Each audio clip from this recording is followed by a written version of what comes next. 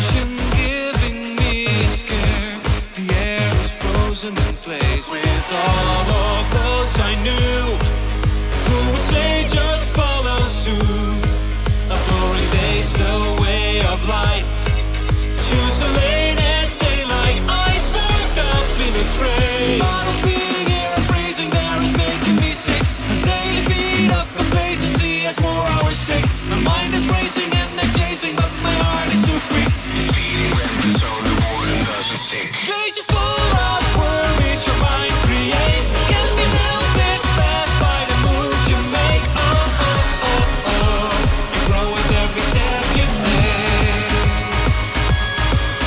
Don't be battered down by the common choice, 'cause the one that matters now is within your voice. Oh, oh, oh, oh.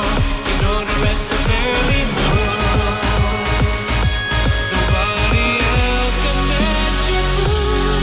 When you face yourself and win, you'll never lose. Yeah!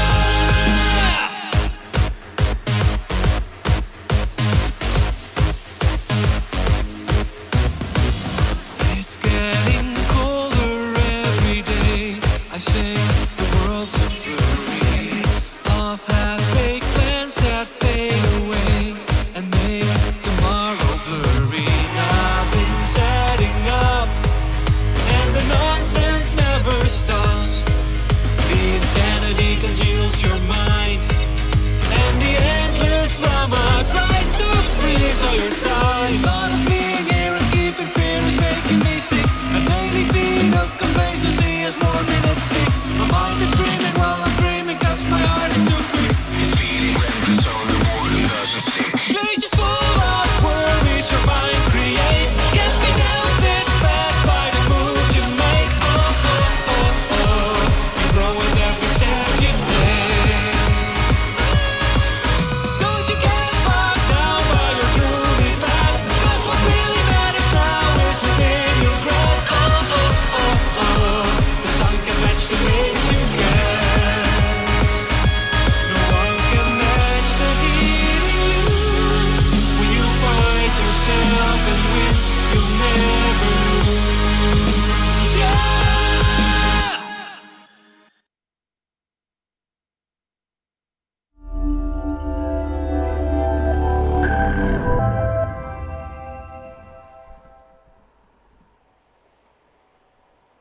Yo, what is up, everybody? I am your host of the Geeks Forever podcast, Jesse Goku, el rey de México, el oso, el único, el campeón de la gente. And aquí estamos con Geeks Forever. My bad. Didn't mean to do it in Spanish. What is going on, everybody? It is Sunday, October 11th. And to make up for a very, very weird week where we didn't have a podcast except for Thursday and Friday, we are having two podcasts today. That's right. We have the amazing, the chosen, the one, the only We Rise Project. Also joining us today on Sunday, because none of the other co-hosts ever joined me on the weekend, Keyblade Sonic. Hello, welcome. Hello. What is going on, everybody? Welcome to the podcast. Also, don't forget, today, the Black Table Podcast will join us at 8 p.m. A lot of controversial stuff will be discussed. Don't miss it. It's for mature. And remember, this podcast is for mature audiences only. So if you're not mature, or if you are easily offended, please exit the channel right now. Also, check out our official sponsors, Goku Burger and NoNameNerd.com. All right, what is going on, everybody? Welcome to the podcast. And y'all may unmute your mics now. Yeah. Yeah. Yes, go ahead. Cool. Yay. It's a super-sized podcast. Super Size Sunday. Emphasis on super. Super. It's huge. It is. It is an interesting podcast today because is this the entire group or is this most of the group? It's most of the group. We just had a few VAs who couldn't attend today, but there's always next time. Oh yes, of course. So joining us once again is one of our repeated guests, Stromily from the Re-Rise Project. Hello, it's me again. Welcome back. Also, we're gonna start off. We're gonna have everybody introduce themselves one by one because the way it looks on the podcast might not be the way you see it on Zoom. So let's go ahead and start off with somebody just raise their hand and start. I guess I don't know. Let's start with Destiny. Destiny's one of our listeners. Hi there. I'm Destiny Thurston. I'm a voice actor here in San Antonio, Texas. I've been voice acting for 7 years, and it was quite an honor for Stromelli to choose me for this cast. Also, before we introduce other people, Mr. Piccolo, I actually have a real announcement for you today for you and Dee Dee. So after we do the introduction, just stay tuned. So I got something really cool for you. Okay, we're also gonna go with Logan. Hello, I'm Logan. I struggle for words at times. Hey, look, am I Logan? Let me check. I'm a voice actor here in Austin, but I was born and raised in Rochester, New York, of all places. I actually got professional training down here in Austin from a wonderful woman by the name of Lainey Frazier, and it was about a few months after that I got brought onto this project. So I'm like, wow, perfect timing. All right, welcome. Next, it's Zachary. Hi, I'm Zach, playing Vi or Six, and this is my first experience voice acting, but it's been pretty good so far. Next up is Imi. Hi, I'm Imi. I'm from England and I'm currently living in Thailand right now. So it's actually 11 o'clock at night for me. Woo! Whoa. somebody from the other part of the world. Welcome. Next we have, I can't see the names. I have to look at the Zoom. Kima Tex. Hey, what's up? My name is Mondo, or Tex, however you want to say it. This is the first project I think I was ever cast for. I've only been voice acting for about 6 months, I think, 8 months. And I freaking lost it when I found out. I play James, and I'm real excited to be a part of this project, and it's just been a good time so far. It's just been really good. Nice. Welcome. And last but not least, Chris. Hey, my name's Chris. I was brought on just recently because I'll be voicing an up-and-coming pro hero, I think in the next episode, right, Mal? Mm-hmm. I've been voice acting, I guess freelance stuff since maybe 6 years now. My background is in theater, and I've always kept voice acting kind of off to the side, or at least working on it next to all my theater stuff. So it's fun to be back and part of a real project again. Welcome. We have so many voice actors, so little time, plenty to talk about, plenty things to discuss, plenty things to make fun of. Also, real quick for our listeners, we have a major announcement. We will officially be having Geeks 5 Hour hoodies and t-shirts this holiday season. I will be paying for most of them, and we will be selling them to you at wholesale. We are not going to be making a profit off of these.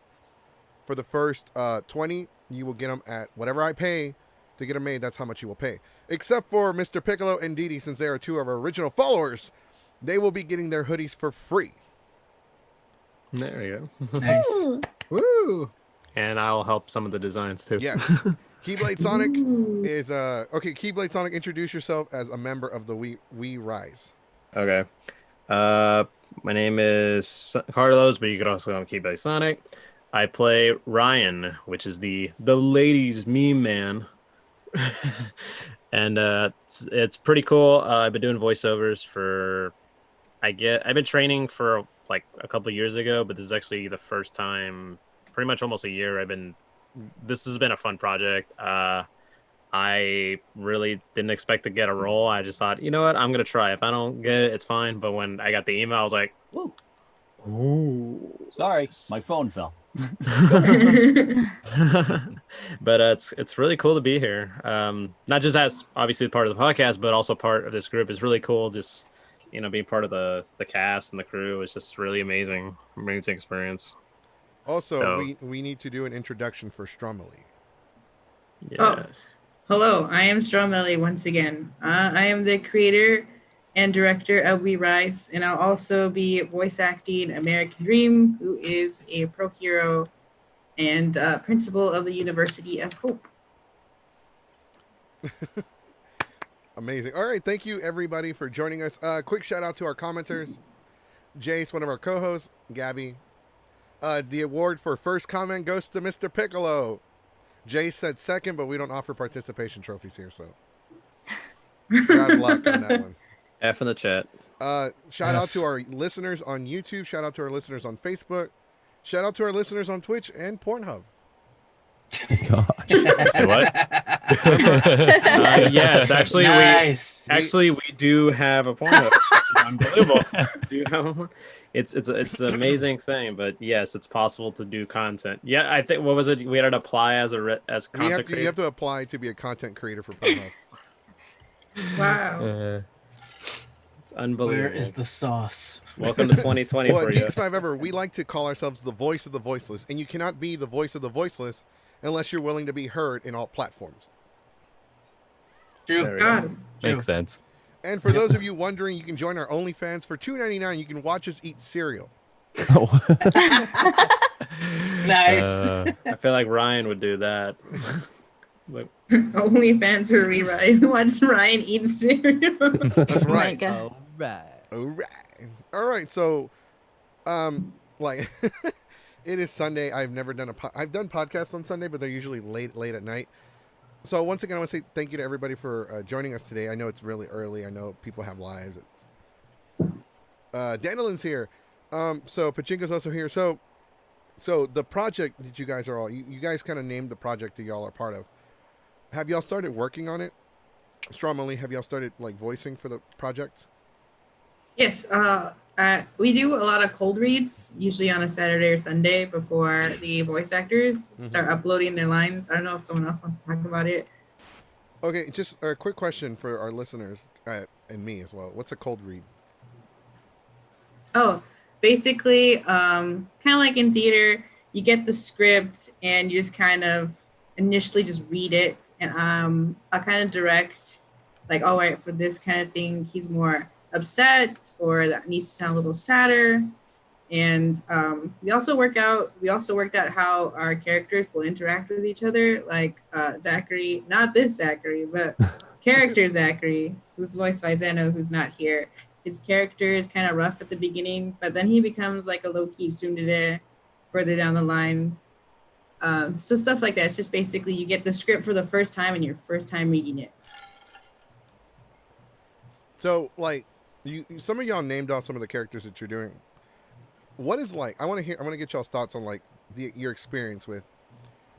Because like, is it for those of you that are voice acting for the first time? Because I don't know if y'all go to like anime conventions or Comic Cons, but there's like there's a wide audience of people that want to be voice actors, and they want it, and that's what they want to do, because voice actors like Johnny Young Bosch and Kyle Haber and other people have told them, you know, you need to get into acting first before you get into voice acting. But when they said that back in the day, YouTube was still kind of on the rise, and now you have so many fan projects and so many things out nowadays that most people actually just do voice acting. They don't actually do any acting themselves. So as for those of you doing this for a first time as a voice actor, what kind of experience is it now, and is it what you thought it was?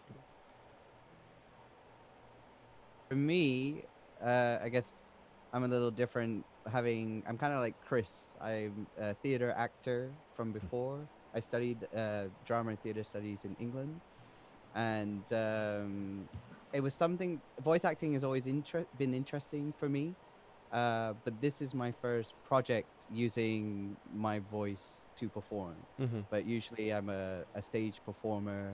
I also sing as well. So I think knowing how to act enables to like translate into your voice. So I think having that is a good like foundation to build from. But I can see what you're saying. Like, there's people who could just hone that skill or practice performing with their voice, especially with YouTube. You could see yourself on camera. It's almost like looking at a mirror, and you could sort of use that to help you with your performance, I guess. So I wonder if that. What about you guys? What are your thoughts? I think that's very accurate to not only my experience, but also what I've heard from, I guess, professional actors, professional voice actors, and internet voice actors. I guess not that they're not professional, but you know, it's two different two different fields they're playing in. Right. Yeah. Acting, improv skills, it all has a very good applications for voice acting, because you're essentially doing the same thing. It just sort of the biggest difference is how much the audience can actually see you act as you on stage. It's very obvious that you are a person acting. Behind the mic and behind the animation, you can do kind of anything you want and no one will see it. All they'll really do is hear it. So even though they're two different skill sets, I've always heard, and I sort of stand behind that, acting, having a foundation in acting can only help you in voice acting. Whether or not it's required, I think, is somewhat subjective, but it can't hurt. I know with acting, there are a lot of like subtle changes in emotion that you can convey through your voice and through your body language. And obviously you can't do body language whenever you're going into voice acting, but that even like those changes in body language, a lot of voice actors will move around whenever they're recording, and that kind of helps them get into that character and empathize with the character that they're playing as, and that makes it through into the voice. It causes subtle changes in inflection and how you're essentially vocalizing. It's all very important to it. I had a little bit of background in theater whenever I was in high school and going into college, and I think that helped a little bit. Whenever I was auditioning, I did all my recording in my car, but I'd still be like moving around and like, and I got really in my character, and that helped a lot.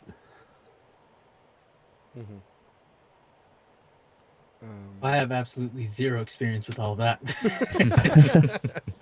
No stage acting. Well, I think what helped me a lot was I've always done music since I was a kid. So, I mean, yes, I was one of those kids in elementary that had the recorder. So whenever you hear that meme, it makes me laugh, but it also brings back memories like, oh God, why? Well, And I was gonna add to. I didn't mean to interrupt you, but I just want to add something. Like, you don't have to. When it comes to acting or improv, you don't necessarily always have to do a class. Like, sometimes you can actually just learn it. It just comes naturally. Like, yeah, like I act all the time whenever I get pulled over by the police. Like, oh, I don't know, officer, I don't know how that got there. That was there when I got in the car. Improv right too. there. And there are plenty of ways to learn just by watching people as well. Yeah. I think what helped me was I've always sang, and so I wouldn't always have like a private teacher, private lessons, but I had a few here and there, mostly in high school, because I did from 6th grade all the way to graduation. I was in mariachi, and I would say that kind of counts as acting, because when you're up there and you sing, you have to like, you have to show that, oh yeah, I'm the big proud, I'm the baddest dude in Mexico, or I'm really sad, I want to cry. Like, I think that helps a lot. And I'm currently taking classes right now for voice acting, and it helps. Like, it has helped me grow way more than I thought. It's really good. I love the classes, and I don't know, ever since high school, I think I've had mostly my brother.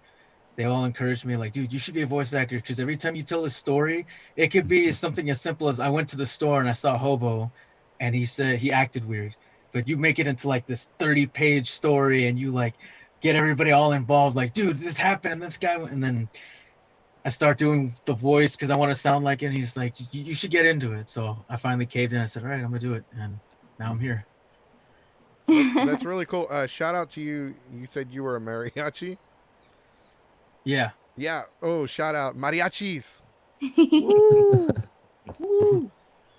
I've actually met you before. I don't know if you remember. You know a lot of people. I've known you since RealmsCon 2016, 2017. Okay, if we met, what time of the day did we meet? 'Cause You that weren't would be- drunk. Okay. It was at night. You You were answered drunk. my question It already. was I think in the evening, either Oh, right if before if or right it's after past one 6 of o'clock, your. yeah. If it's past 6 o'clock, Oh, I'm okay. drunk. I've seen you a lot. I saw you there. I saw you again in I think San Japan. No, Delta H Yeah. or San Japan, one Yeah. of those two. And then I saw you again at the Renfest grounds last year.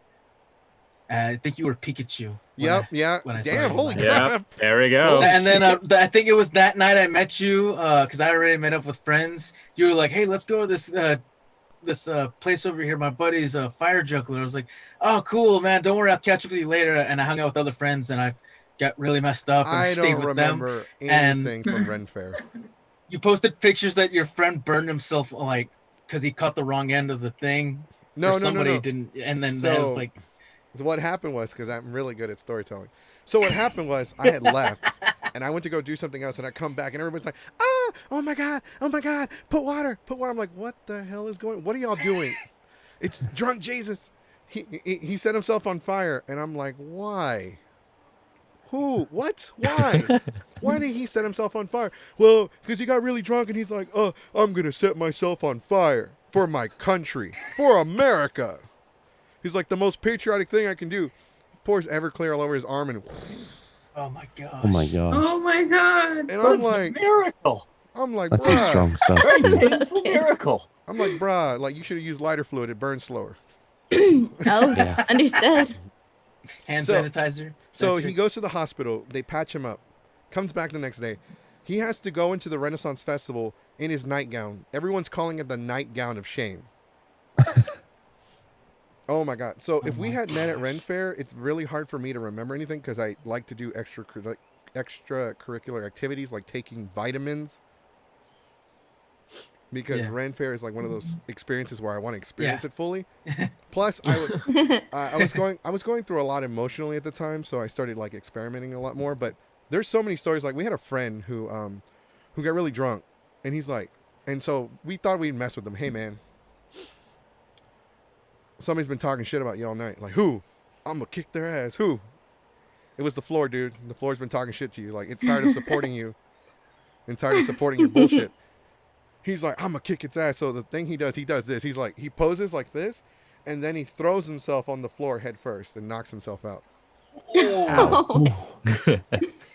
And so we pulled him, Ouch. we dragged him Rip. inside of our tent because we had like a 12-person tent. It had like 3 queen beds and we had an AC unit and everything. It was like a hotel. He Oh, wow. wakes up like, why do I got a headache? Everybody's laughing like, dude, I've never seen somebody get into a fist fight with the ground. Like, bro, you threw yourself on the floor. Like you went head first into the, like you dove like you were jumping in a swimming pool. So after that, his nickname became Grounded.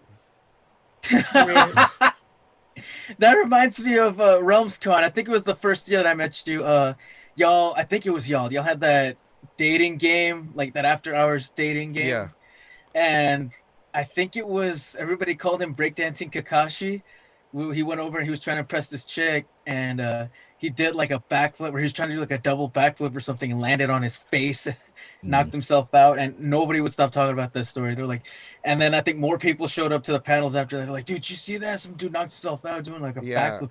What? Breakdancing Kakashi? No way. So It's like- like the full story is we host a panel called the I don't know if any of y'all have ever seen or been a part of a cosplay dating game. No.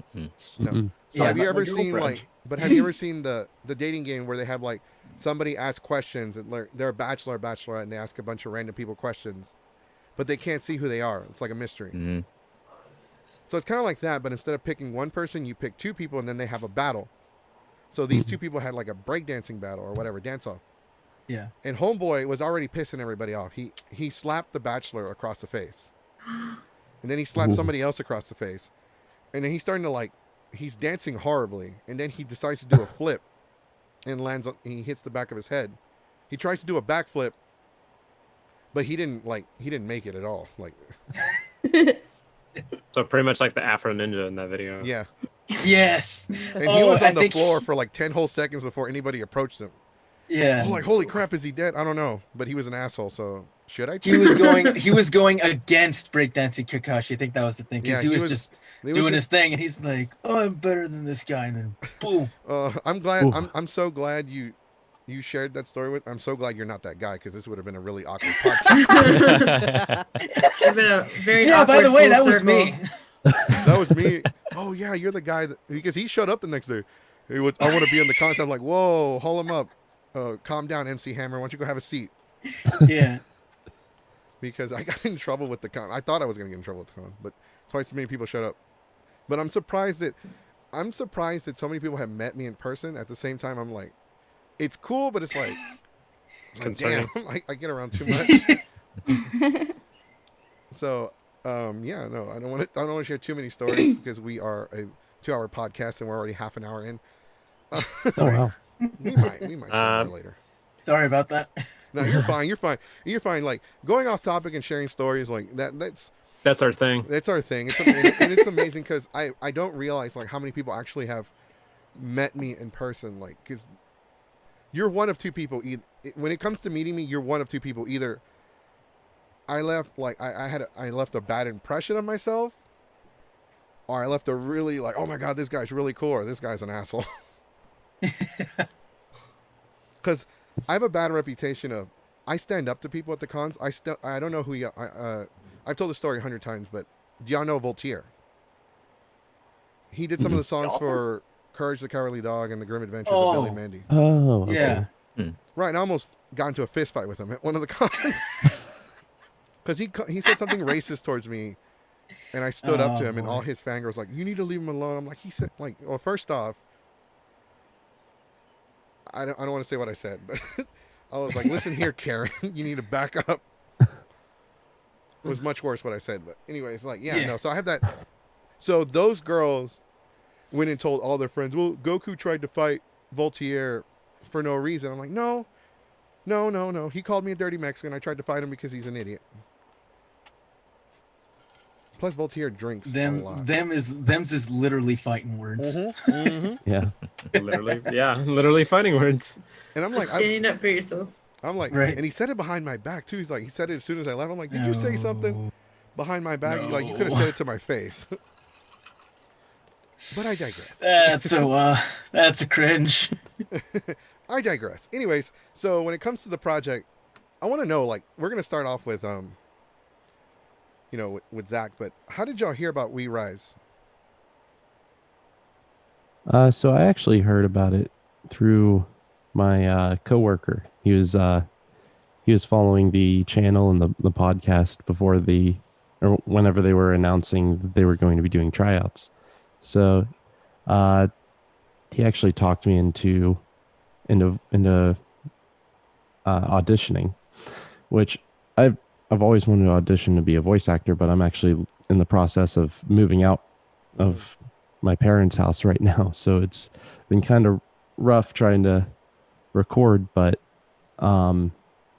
he said, you're not going to get another chance to do this, so might as well do it now. And I was like, okay. So I tried out and got in, and I was like, I couldn't believe it. I was really excited, and I'm happy to be a part of the project. Nice. We're gonna go with Destiny because we haven't heard Destiny say anything in a while. So I'm a part of the San Japan cosplay group and also the San Japan convention.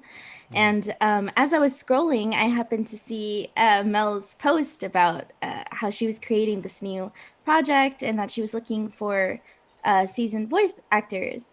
And I already had been involved in previous projects in the past, and my recent one had just finished. So I was like, you know what? I kind of want to do this. I think it's going to be really fun. It kind of gives me My Hero Academia vibes. So, you know what? Let's go for it. Originally, I auditioned for the number 1 spot, and I got picked for number 5, which is Alana, aka Lana.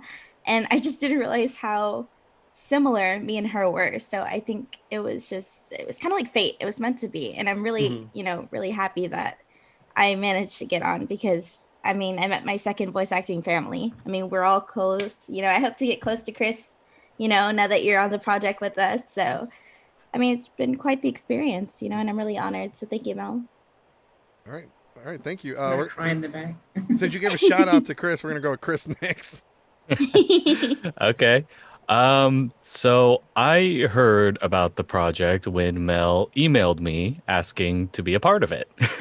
I actually had not I didn't know this was a thing, that this was going on. So when Mel contacted me, she said she actually found me on Twitter. Uh, it, I guess I can go ahead and tell the story.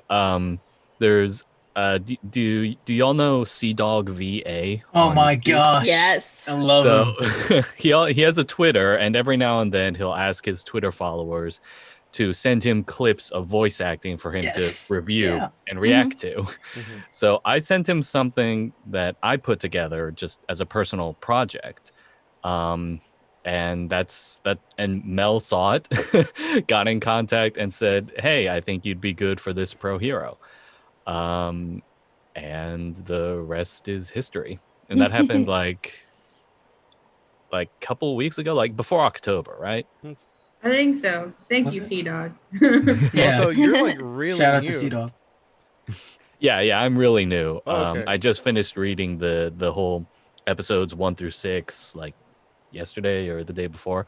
I just finished reading those scripts, and I gotta say I'm excited. I'm really invested in these characters and these stories. Nice. Shout out to Sea Dog. I don't know if you watched this. Probably not. Probably No, not. we're still up and coming. No, we're gonna go with Logan next. I actually found out the same way Destiny did. I too am on the San Japan Facebook group. And I always keep my notifications on because I honestly love checking the group. I'm big into cosplay myself.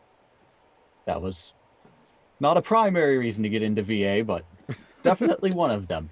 I mean, a lot of people are inspired by a lot of things. I am also a member of the San Japan group, but I've turned off all notifications for every group because Same. occasionally it's like, I love this anime. Here comes the other person. The anime sucks. Or Yeah. this is a stop point. How are you doing? And I'm like, I'm great, but I don't want to see this every day for like Yeah. hours and hours and hours, you know?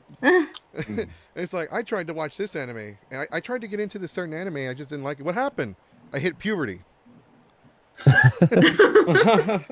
Hey, did you guys see the new Sword Art Online episode? Yeah, Bakugo died. Oh, That's shoot. terrible. Oh, Hey, Oh boy. like, hey, man, it's nice meeting you. Have you seen Sword Art Online yet? No, no. I don't think. Wait, that's the one where they're like trapped in a game, right? Yeah. Oh no, I haven't seen it. Good, keep it that way. Yeah. The one where they're trapped in a game. Oh, dot hack sign? No, the other one. Oh, okay. It's Sword Art Online. no, Digimon. Digimon. Digimon. That's what I was about to There say. we go. I was about to say I forgot about that one. The intro hits Are hard. the OG that probably nobody will Log Horizon. know. Yeah, Log talking Horizon. about- I'm not. It's not anime, but it's the OG trapped in a video game. Tron. Matrix? Oh, Tron. I was about to say. I Tron. just caught it. Yeah. Tron, the granddaddy of them all. What about you, Keyblade Sonic? You're over there, Yep, just chilling. just Chilling. chilling. Pretty much what I think half of us said was I saw it through the San Japan group. I saw it and I was like, I think maybe I'll probably just try it out. If it doesn't work out, because I've actually had some experience with voiceovers. I actually did a workshop like months before, and then I had some friends who were like telling me, because for me I was doing like ride shares, and I would often tell stories. I would actually talk to people, and then people would always be like, "Are you on radio?" And I'm like, "No." It's like, "Oh, you should be a DJ, or you should like talk to people, man. You're so really good with talking." I'm like, "Yeah, oh, thanks." I jokingly said I was going to do a podcast dedicated to my Lyft or Uber driving experience, and I was like, "Oh, that'd be an interesting improv or something like that," because I would often tell stories, and sometimes I just never stop talking. It's to the point where people be like, "Oh, Jesus, this fucking story again." Yeah. I also did Uber, and I wanted to do the YouTube channel on Uber. Unfortunately, I could not because I did it very, very late at night and on the weekends, and I got too many. Should I post that? Because I might get shot. or Yeah. go to jail. Yeah, exactly. That's most people kind Like- of fear on that. Because I got like, there are two that I'm going to share real quick. One of them, I got a hooker. I picked up a hooker. And she's all like, man, I'm going to this guy's hotel and he's supposed to give me $250. And I only do high end. So she's telling me, she's like being upright about it. She's like, no shame. And I'm like, oh, and she was really pretty too. I'm like, oh, okay, that's cool. And she's like, hey, he called the Uber here. Can you come pick me up in an hour? I'll give you $60 if you come pick me up and take me back. $60? I'll wait for you in the parking lot. I got my Switch. I'm gonna just play some Pokemon. And I waited in the parking lot. And then she complained, man, cheap ass. Only gave me $150, so I just laid there like a dead fish. Oh my gosh. No. She didn't say that. She said I laid there like a tranquilized mattress. Oh my god. That's even worse. my. That's even worse. Yikes. She's like, I made him do all the work, and then he got mad. The second one is I picked up a bunch of dudes in like cowboy hats, and it wasn't rodeo time, but they had their It's that hats Old and Town their Road. belt buckles, and this is Midtown Houston. Yeah. And they're like, yeehaw, oh, here's the Uber. We're going to get in and go on home because we drunk as shit. Then they start talking about Trump and the wall and Oh, Oh boy. Lord. deporting people. And then he looks at me, oh, shit, my bad. I totally forgot. I hope I didn't offend you. Oh I'm like, my dude, I'm God. too brown and poor to be offended. You can say whatever you want. Gosh. Oh, damn, I like this guy. He gave me a $15 tip. Nice. I'm like, Uh-oh. for $15, you can say and call me whatever you want. That's Because all of a sudden, I don't speak English. I didn't hear the insulting comments. But, yeah, no, the YouTube thing, it's pretty interesting. Next, we're going to go with Tex. So I'm part of the San Japan group too, but I did not see that at all. I was on Casting Call Club. It's from C-Dog VA again. He mentioned he's like, this is a good place to start off. I was like, all right, sure. And I think I didn't audition through the website because you had to like email your audition. And it was like number, oh my gosh, like 8 or 11. Like the out of all, like I've never auditioned, I never tried anything out. This was like number 8 or 11. So I was like, yeah, I'm probably not gonna get anything in the beginning. So just whatever. And I got an email back. I was like, oh, sweet callback. And it was for like one of the characters, and he said, use this voice for that. And I was like, all right. So I did the thing, waited a while. And of course, I'm still doing other auditions on Casting Call Club. And I'm just like, all right, yeah, probably didn't get the part. And I get an email, oh, hey, you got it. And I just, if I could have done a backflip without like falling on my head, I would have done it like, yes, yes. And my brother, he does music. And so he's over in his room just like mixing stuff. And I was like, dude, open up, dude, I got the part. He's like, no way. Who'd you get? I said, I got one of the main characters. He's like, no way, dude, that's awesome. Yeah. And we just flipped out, and I couldn't believe it. I was like, this is the first thing I was a part of. And I'm still barely like 100 auditions in, or over 100 now on Casting Call Club. And I think I have I've done other projects too, like short ones. And there's one I just got cast for recently, but this one is like the one that's like, oh man, I'm pretty sure this is going to help elevate me or help me become a better voice actor. You know, this is awesome. Big ego boost, you know. Big ego boost. No shame. All right, Emmy, how did you hear about? I'm sorry, at one point, I don't know if I've been getting your name wrong, but I know I'm going to get it wrong. No, Imi's good. Imi's good. Okay. Yeah. I'm kind of similar to Tex just now. Like, I found out on the Casting Call Club. Again, I got into that from C-Dog VA, from watching him. He said it was a good place, and so I tried that out. And then I saw the audition, went for all the lines, tried to do like many different voices as I could. And I often struggle because being from England, I feel like I have a strong English accent. So trying to adopt an American accent for some of the heroes, I found that challenging.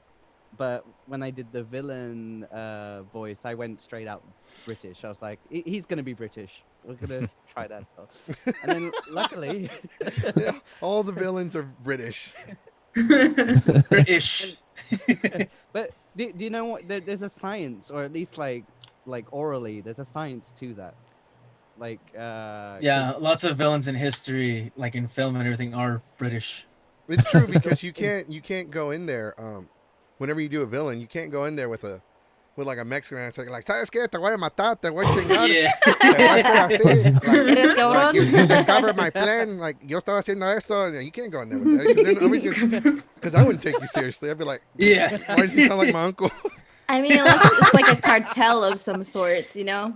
Yeah, But even those guys don't talk like that. I know those they guys do. speak English. They- Like, think we should even, have like, more all the villains like cartel that. shows, like Noted. I'm gonna Season cut you 2. so bad that wish I know cut you so bad.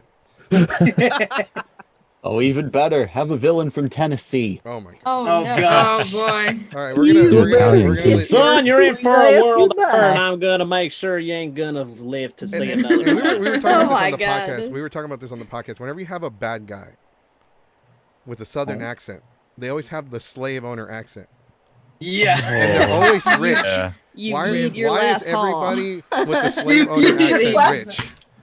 Oh, I I was could gonna not possibly say, sir.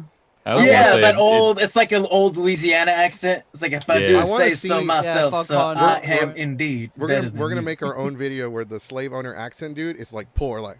Oh, no. Excuse me there. Could I borrow $1 for some hot Cheetos? Hey, that reminded me of a time where there was I was actually at it was like a couple years ago. I went to a shopping center where a GameStop and a Panda Express. I was like, all right, I'm hungry. I'm gonna get some Panda Express. And then I was like, after I ate, I went to GameStop. I'd wait through the GameStop. There was this guy who asked me, "Hey, do you got some change so I can buy some Fritos?" And I was like, the way he said Fritos, I was like, "Well, got $50 to buy some Fritos." I was like, Okay, so Emmy, we didn't mean to interrupt you, but also, like, you gotta like just real quick, like the whole British accent thing, like the English accent, that thing is like that accent is really cool. Like, that's a head turner. People always like you could say complete gibberish, but it sounds so graceful. It really Yeah. does. Like, you. you should hear Amy when he does some of the lines. Yeah. Oh my god, I'm just there like, maybe I should be evil. Maybe I shouldn't fight for justice. Must not Converting our simp. heroes one Must at a time. not simp. Hello, could I borrow some toilet paper so I can wipe my ass? Please. Like the weirdest lines. Yeah, I definitely think it's definitely the vowel and consonant like comparison, because like American's quite soft. So like Yeah. your D, your T's are more like D's, like like your water. But like Who are you for me, calling it's, soft? Oh. Soft. Soft. Soft? They're more. Soft. they're See, more now I'm harsher. questioning everything. Oh Yeah. no. Logan kind of freaked me out there because he had like that whole serial killer look, like soft, Oh. looking like he just came out of a horror movie. The eyebrows. Oh, no. Right. Yeah. Yeah. Pennywise. Pennywise. Like, Like this video or this face will pop up in your bed tonight. If you don't subscribe, you'll see it at 3 a.m. wake up! What Just the subscribe fuck? What are to you see doing it. there? I was just watching you sleep. Oh my god. Watching you sleep. But when it comes to accents, like, because I have an accent sometimes when I talk, like you can hear like my Mexican accent. Because when it comes to Spanish speaking accents, there's one of two. Nobody talks normal when it comes to Spanish. You have one of the two accents. Hola, ¿cómo estás? Me llamo Ricardo Rodriguez, and I want to take you to the back and do nasty things to you. And then you have the Spanish accent. Waco te yakan and bakan helio. Yeah. Oh boy. Welcome to Calm Guatemala. down there, George Lopez. That's my inspiration. I've been I love inspired him. by George Lopez, Eddie I love Guerrero, and Eddie Guerrero. And growing up. Birthdays and growing just up, went- like the whole like whenever we do the podcast, I always joke about like all these things that I've done illegally. Like, oh, remember that one time I went to Walmart and I stole like a bunch of shit, and so like I'm always like saying all these illegal things that I did because I like Eddie Guerrero. Like that was my inspiration growing up. It was lying, cheating, and stealing. Like. I mean, Eddie didn't give a shit about what anyone thought. He just went for it. That's just who he was. And he was entertaining. Like he was always Very. He's a big So- entertainer. Like that's how I am. I want to be the entertaining guy. Like I want to be like the guy that makes everybody laugh, and that's why Yeah. whenever I go to the cons, I'm in a poncho and sombrero. I love it. Yeah. I remember that. and like people recognize me when I'm in the poncho and sombrero. Like I went to Allcon and I was in a T-Rex costume. Nobody even paid attention to me. But I put on Oh, the so poncho you- and sombrero, and all the cosplay models that have 6-packs and they're like pretty boys. They're like running up to me like, "Bro, you're my inspiration. You have inspired me on so many levels. Like to commit crimes? What the fuck?"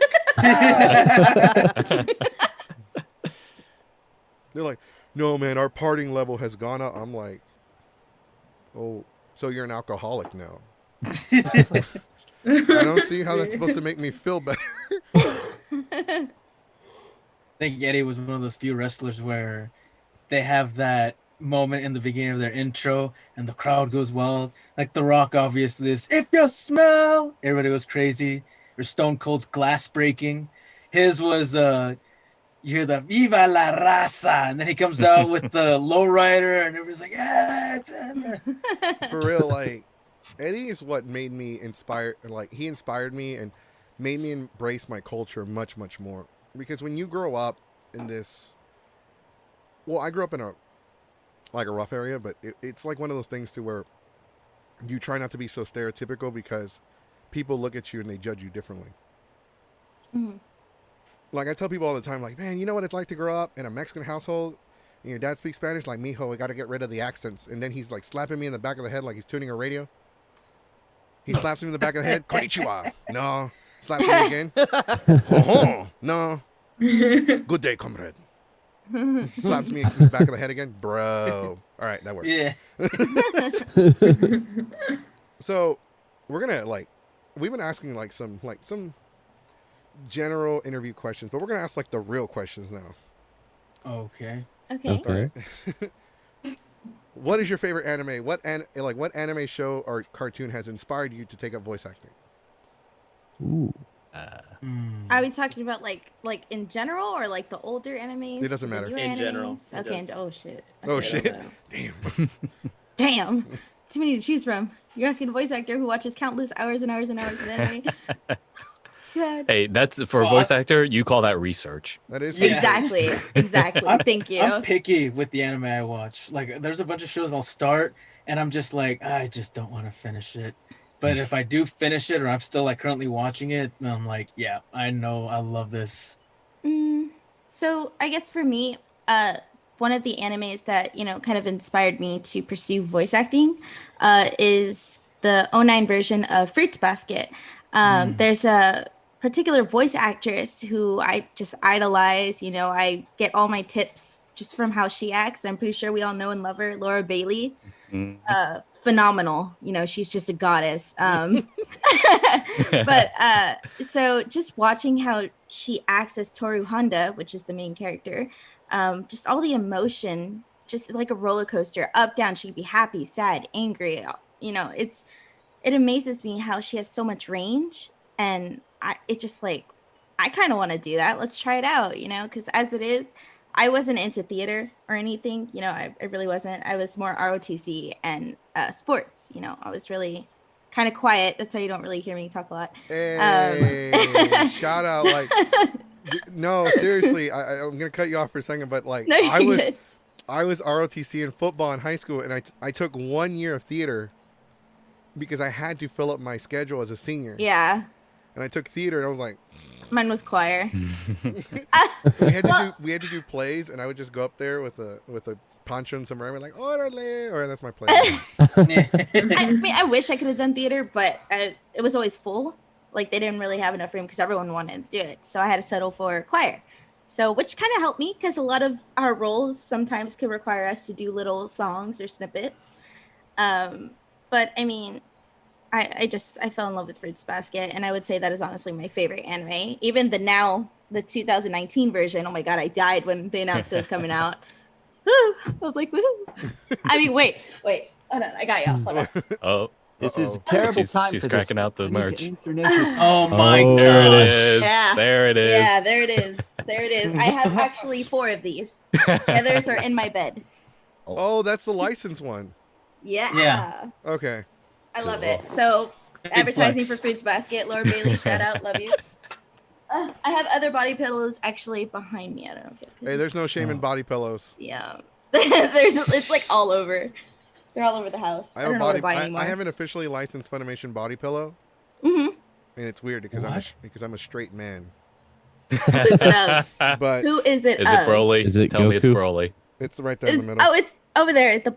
With the black one, right? Yep, it's Goku. Right. It's Okay. Goku. Oh, Nice. nice. Nice. That's We what got a I would ni- go for can we too. get a One nice second, everyone. chat? I'm gonna be right back. No God. worries. Oh no, he's gonna bring out his female anime waifu. Uh-oh. It's in my room.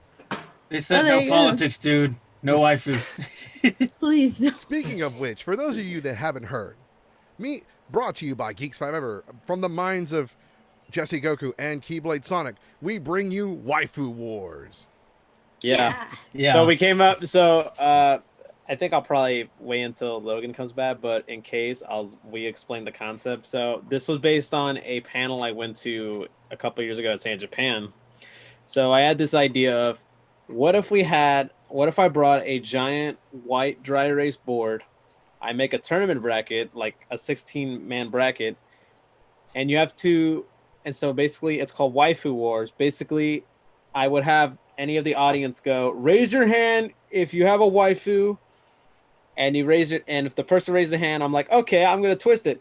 Not only you have to say the waifu, you'll have to come up in the stage and defend her against another person. So basically they just shit talk to each other, and whoever does the best, and then after like a few seconds or like a minute, basically I would tell the audience, all right, which waifu is better, this guy or this guy, and the winner moves on. The loser has to grab the name off their waifu, and then 3, 2, 1, your waifu is trash. You have to throw it in the trash. garbage can.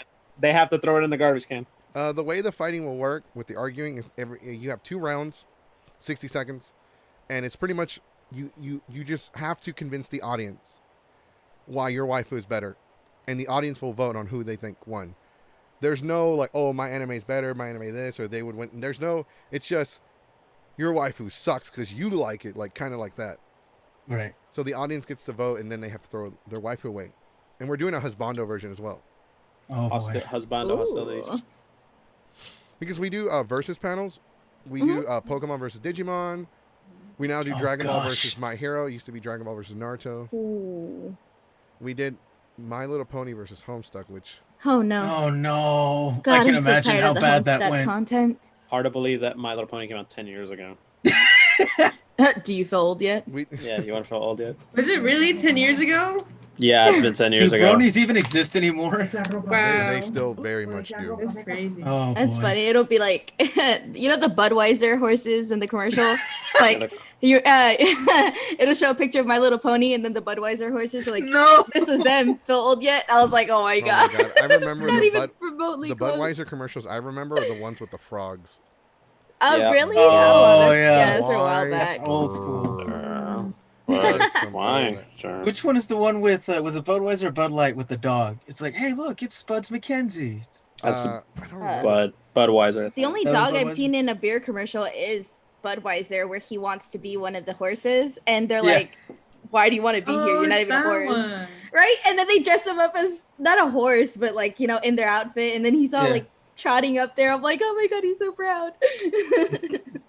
The only It's Bud like, Light commercials I oh. remember that I actually enjoyed were the Real Men of Genius. Oh, Oh, okay, yeah. yeah. I remember. Yeah. Mm-hmm. All right. Classic. So, anime. We're gonna go with like, or anything in particular, like something that inspired you to seek voice acting or seek theater, because it doesn't just have to be like something that you watch. It can, like, okay, this is what inspired me to do improv. This is what inspired me to do theater. This is what inspired me to go voice acting or acting in general. So, I'm back.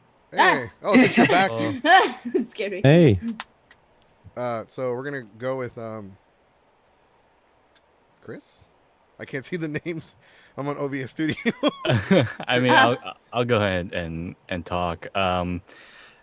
Yeah, in terms of voice acting, and I think all of us, or maybe I mean, I'm speaking for myself, but I used to quote cartoons and movies all the time with my sister. I loved we love just having back and forths of like this character said that, then that character, and just reciting the lines back and forth. Yeah. What is the one cartoon that you recited the most? Ooh, let's. I mean, I did a lot of it on my own. The one that actually the one that I remember people coming to me for and asking me to do was Shrek.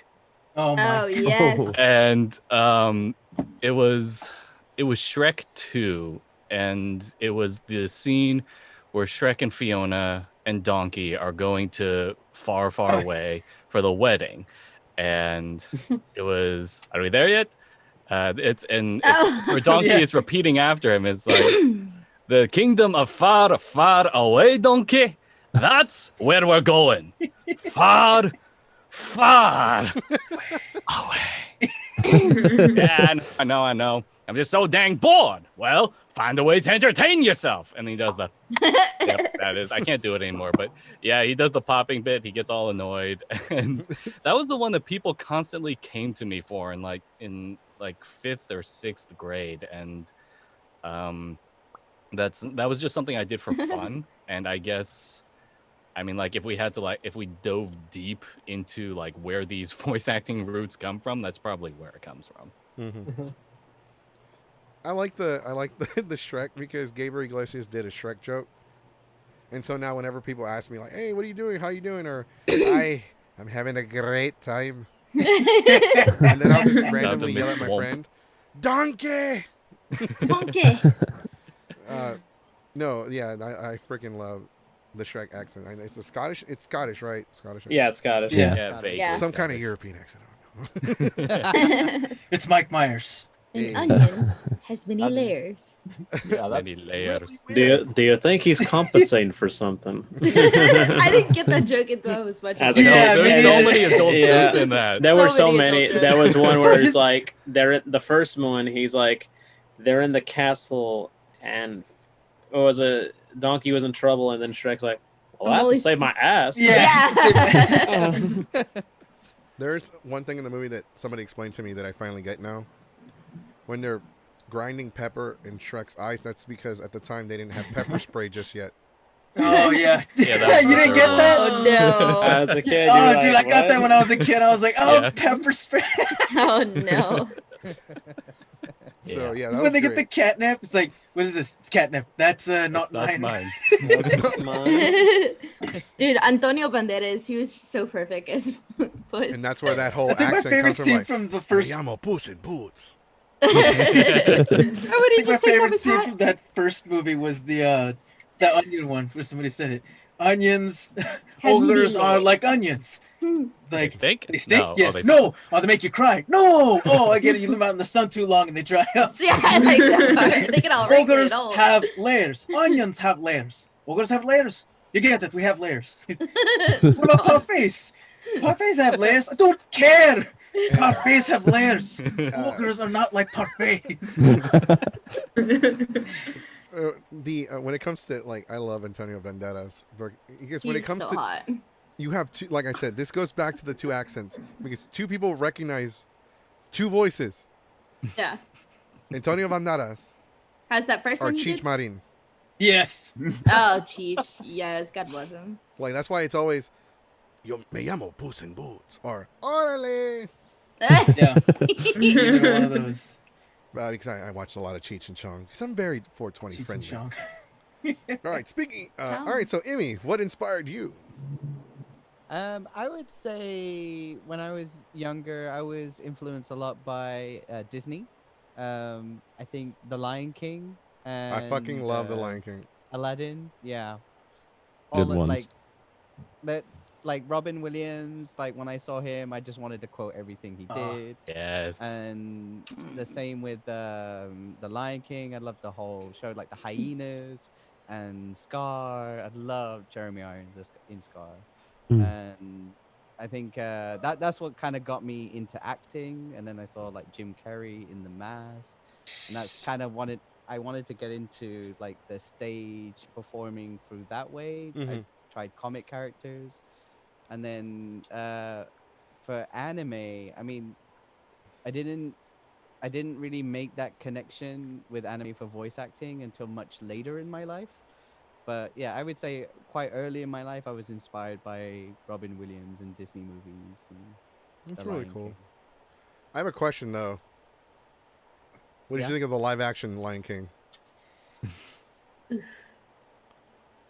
That silence says it There all. it is. There it That's is. it. Okay, what did you think of the Aladdin live action? You know, Aladdin, I was- it's not bad, but the villain was weak. I don't know. I felt Like- like Will Smith kind of phoned it in. Yeah. Like Will Smith's Yeah. like, he's all like, Then Prince again, you're Ali, going up against fabulous Robin he, Give me Williams. my Yeah. paycheck. Yeah. I mean, Yeah, like, but that's how He Will did a Smith pretty has been for convincing a woman, while. though. He did a pretty Oh, convincing yeah. woman. love that part. No, I respected the version he did. I thought like he gave it a good go for his style. A for And effort. I didn't feel like I needed to compare it to Robin Williams. Like I've got Robin Williams version that I know that I grew up with, and that's fine. And Mhm.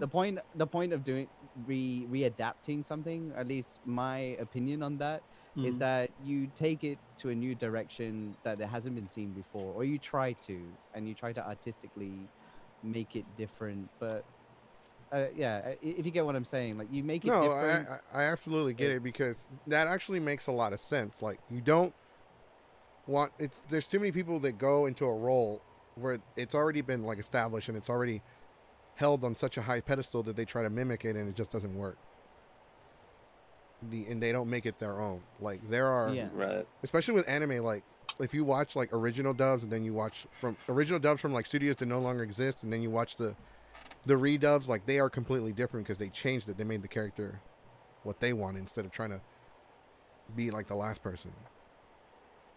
I think that's what I liked about Will Smith in Aladdin, and the bit of culture like thrown in there with the Bollywood dancing. You know, that was great. I thought that's a good sort of influence and a good sort of cultural influence on there. Mhm. Now with the Lion King, I liked that they had the all Afro American cast and like involving that kind of culture, but I didn't feel they pushed it enough, or I didn't feel they really drove enough of that. And then again, villain I felt like was weak, and it is hard to live up to someone like Jeremy Irons who'd done it before, who got like nominations for it before. And I just felt like in this version, it was a very sort of watered down, shot for shot remake, trying to be a live action of the cartoon. Mhm. Whereas when you compare it with Aladdin, at least they tried to do something a little bit Yeah. different. Right. It's kind of like a remaster of a game in a way. Mhm. Yeah, my husband, he huge fan of Lion King. You know, he just like obsessed over it, and he even said that this was probably one of the worst remakes in a sense because it was literally like Amy was saying, shot for shot. There was nothing different that they could have let.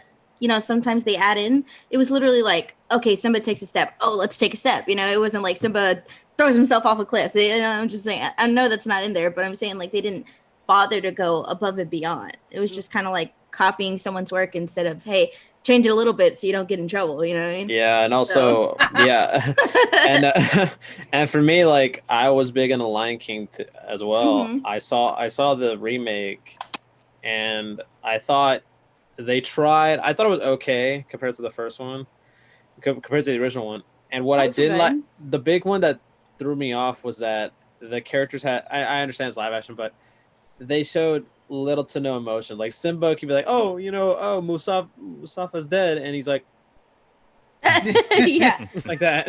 Well, Yeah. I gave them the benefit of the doubt with that one because they're lions. I Yeah. know, but you would expect them But to have even like some Expect a little emotion. more lions emotion. have, you know, their eyebrows, right? They have eyebrows. You know, they raise facial features, go downcast, and they just stayed stoic and still the whole time. See, look, Logan's doing it, and he's a lion in disguise. No. Wow. Is he like a physical lion or are you saying he's lying? No, Like he's a physical lion. Why you Yeah, that's always just lying? yeah. Oh my god. I like to see Lucius. myself as more of an The- ocelot. I think the I biggest can't- issue I had, like the one thing that really killed the movie for me the most, I don't know how y'all feel, Mhm. but when they were singing "Can You Feel the Love Tonight," Beyonce was auto-tuned. Where the Hella other guy, auto-tuned. Oh my god. they auto-tuned was- her, and the other guy was just natural. Yeah. Yeah, that was Yeah. Donald Glover, right? That was a Childish Gambino. Wow. I like what was it, the Be Prepared? That was actually like the whole song in its own. That was a good one. Yeah, that was a good one. I think that's the only part of the movie I actually enjoyed. I did like too. Another one was that they did that one song in the remake that was actually a deleted scene from the original movie. It was called Morning Report. Mhm. Oh, And yeah. I did Oh. like that. I did see the original one because I had a DVD of Lion Yeah. King, and it came with that song. I was like, okay, it actually that's kinda- cool. I was like, oh, I like that. I'll give him props to that, but at the same time, like, it's not too bad. I mean, I don't know. Overall, I just wish they just, you know what people say it's the worst remake, but I'm like, would you say Mulan take that spot now? Oh gosh. Oh, I was about to say now with Don't even Mulan get me now. started on Mulan. Yeah. I can't Yikes. wait for the animated version of the live action Lion King to come out. Same. All right. Yeah. Coming out in 1994. I can't wait. Dude, what do you the movie, the game? Oh no. Okay. Not with lions. So we're gonna we're gonna go Street back to Fighter. I don't know. Did you have anything more, Amy, or was that pretty much it with Lion King? Because kind of hijacked the. Yeah, tangent, huge tangent. No, I mean, yeah, I think we've all got like similar opinions on the Lion King. Like it's very dear to our hearts, and unfortunately the No, remake hasn't no. that Trust me. connection. Like It's- I fucking yelled in the theater when they didn't do when they didn't make Timon dressed in drag and do the hula. I was like, oh no, fuck this. Yeah. I know. I hate that too. Oh. That cut- Oh, All right, I'm gonna head out. I was like, nope.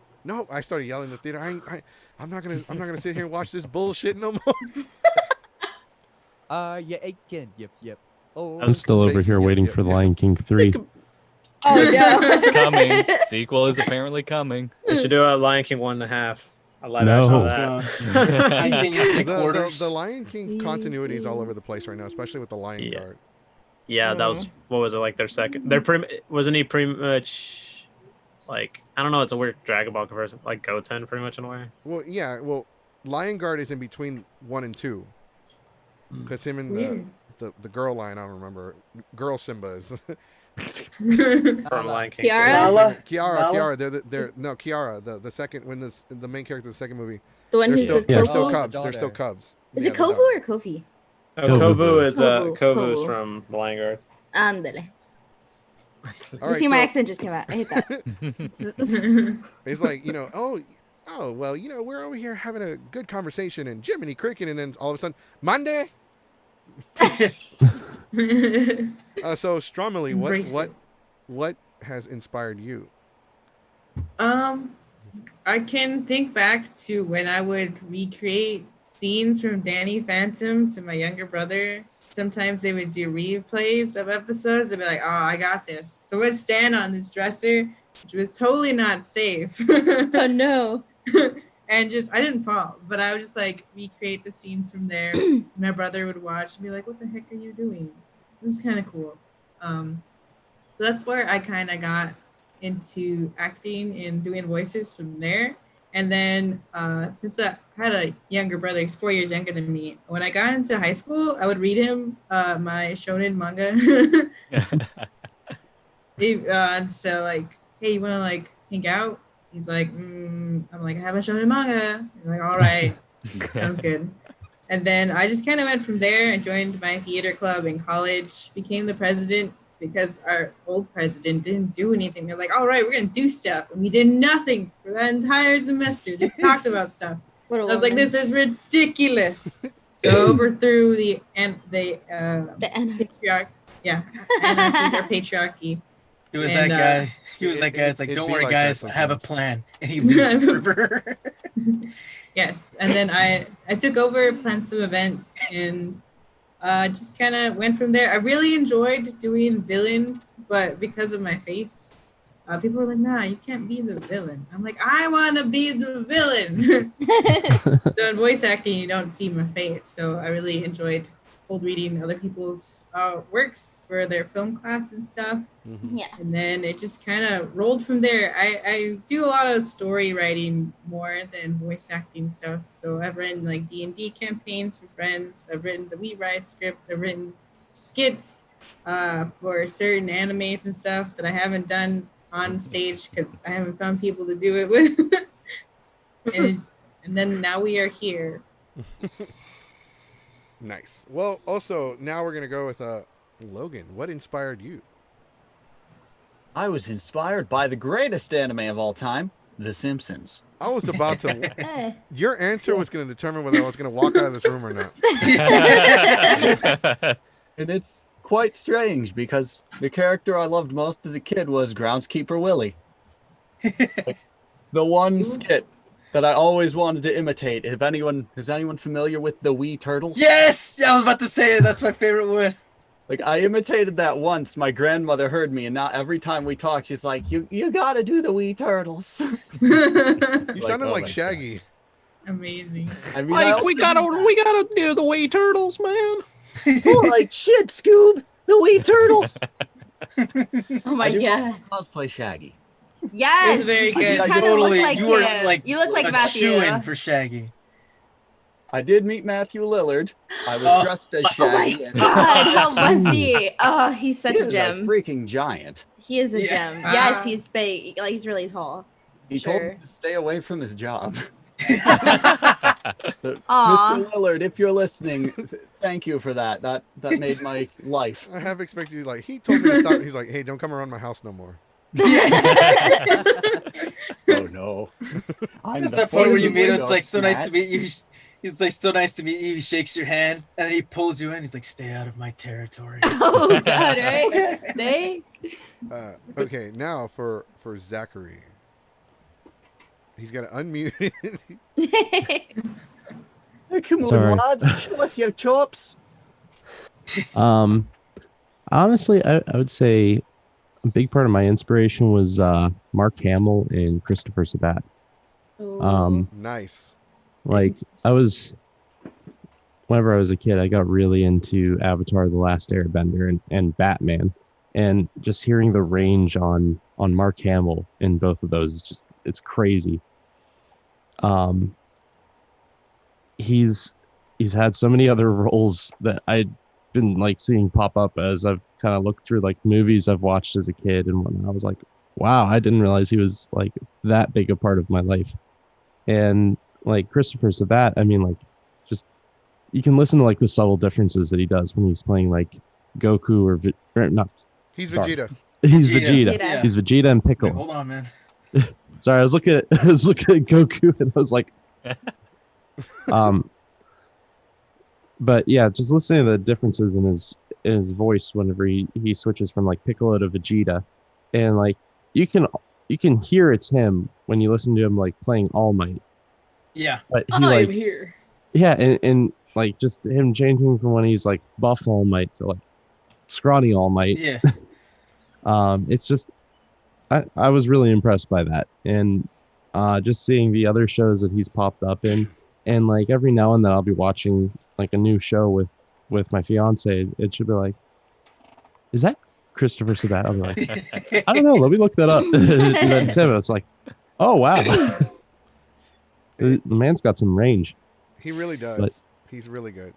Yeah, but and on top of that, Dragon Ball Z. That was like, I absolutely fell in love with that show whenever I got into college, and just hearing people like pushing their limits, not only like not only the characters pushing their limits, but hearing the voice actors just like the yelling. Yeah. yeah. God. Hey, It's- hey, it's hey, impressive. Hey, leave it alone. The end Well, I of mean, this, like- everybody needs to do their best anime yell. Well, I mean, Oh my god, we're gonna the break Japanese the the Japanese Goku has been playing, you know, like I forget her name, the voice actress that plays him, but she's been playing Goku since the very beginning. Yeah. And like Wow. in the Boo saga, that's her yelling for about 5 minutes. Yeah. No disrespect to her, but my ears just cannot handle that voice. Yeah. But the fact that she was able to go that long without like damaging, she Yeah. seriously had to do it in takes because Impressive. to do it all at once, she probably would have killed her voice. And she's She's amazing. she's That's yeah, incredible. she's awesome. Mm-hmm. So I recently I didn't see Dragon Ball Z or Dragon Ball Super in Japanese until I became an adult. But I've been watching Dragon Ball. So I got introduced. I'm fucking obsessed with Dragon Ball. I mean, you can tell. You can look in the background. Oh, I hadn't noticed. Oh, yeah, right? Yeah, the name doesn't give away. Jesse Goku. Wow, really? What? thought you were a Naruto fan. Whoa. Oh my god. Oh my god. I thought you liked Lord. Fairy Tail. You mean Ninja Goku? Why Hey, not? I'm Pirate Goku. Oh, Are you ready no. for an adventure, Sword Guy Piccolo? When, So so Dragon Ball Z That was my won't first be- anime ever. Like that was the anime that introduced me to anime. And I didn't see it in English. I saw it in Spanish. I saw it in Mexico. Yeah. And I fell in love with it because it was nothing I'd ever seen before. They were just beating the shit out of each other.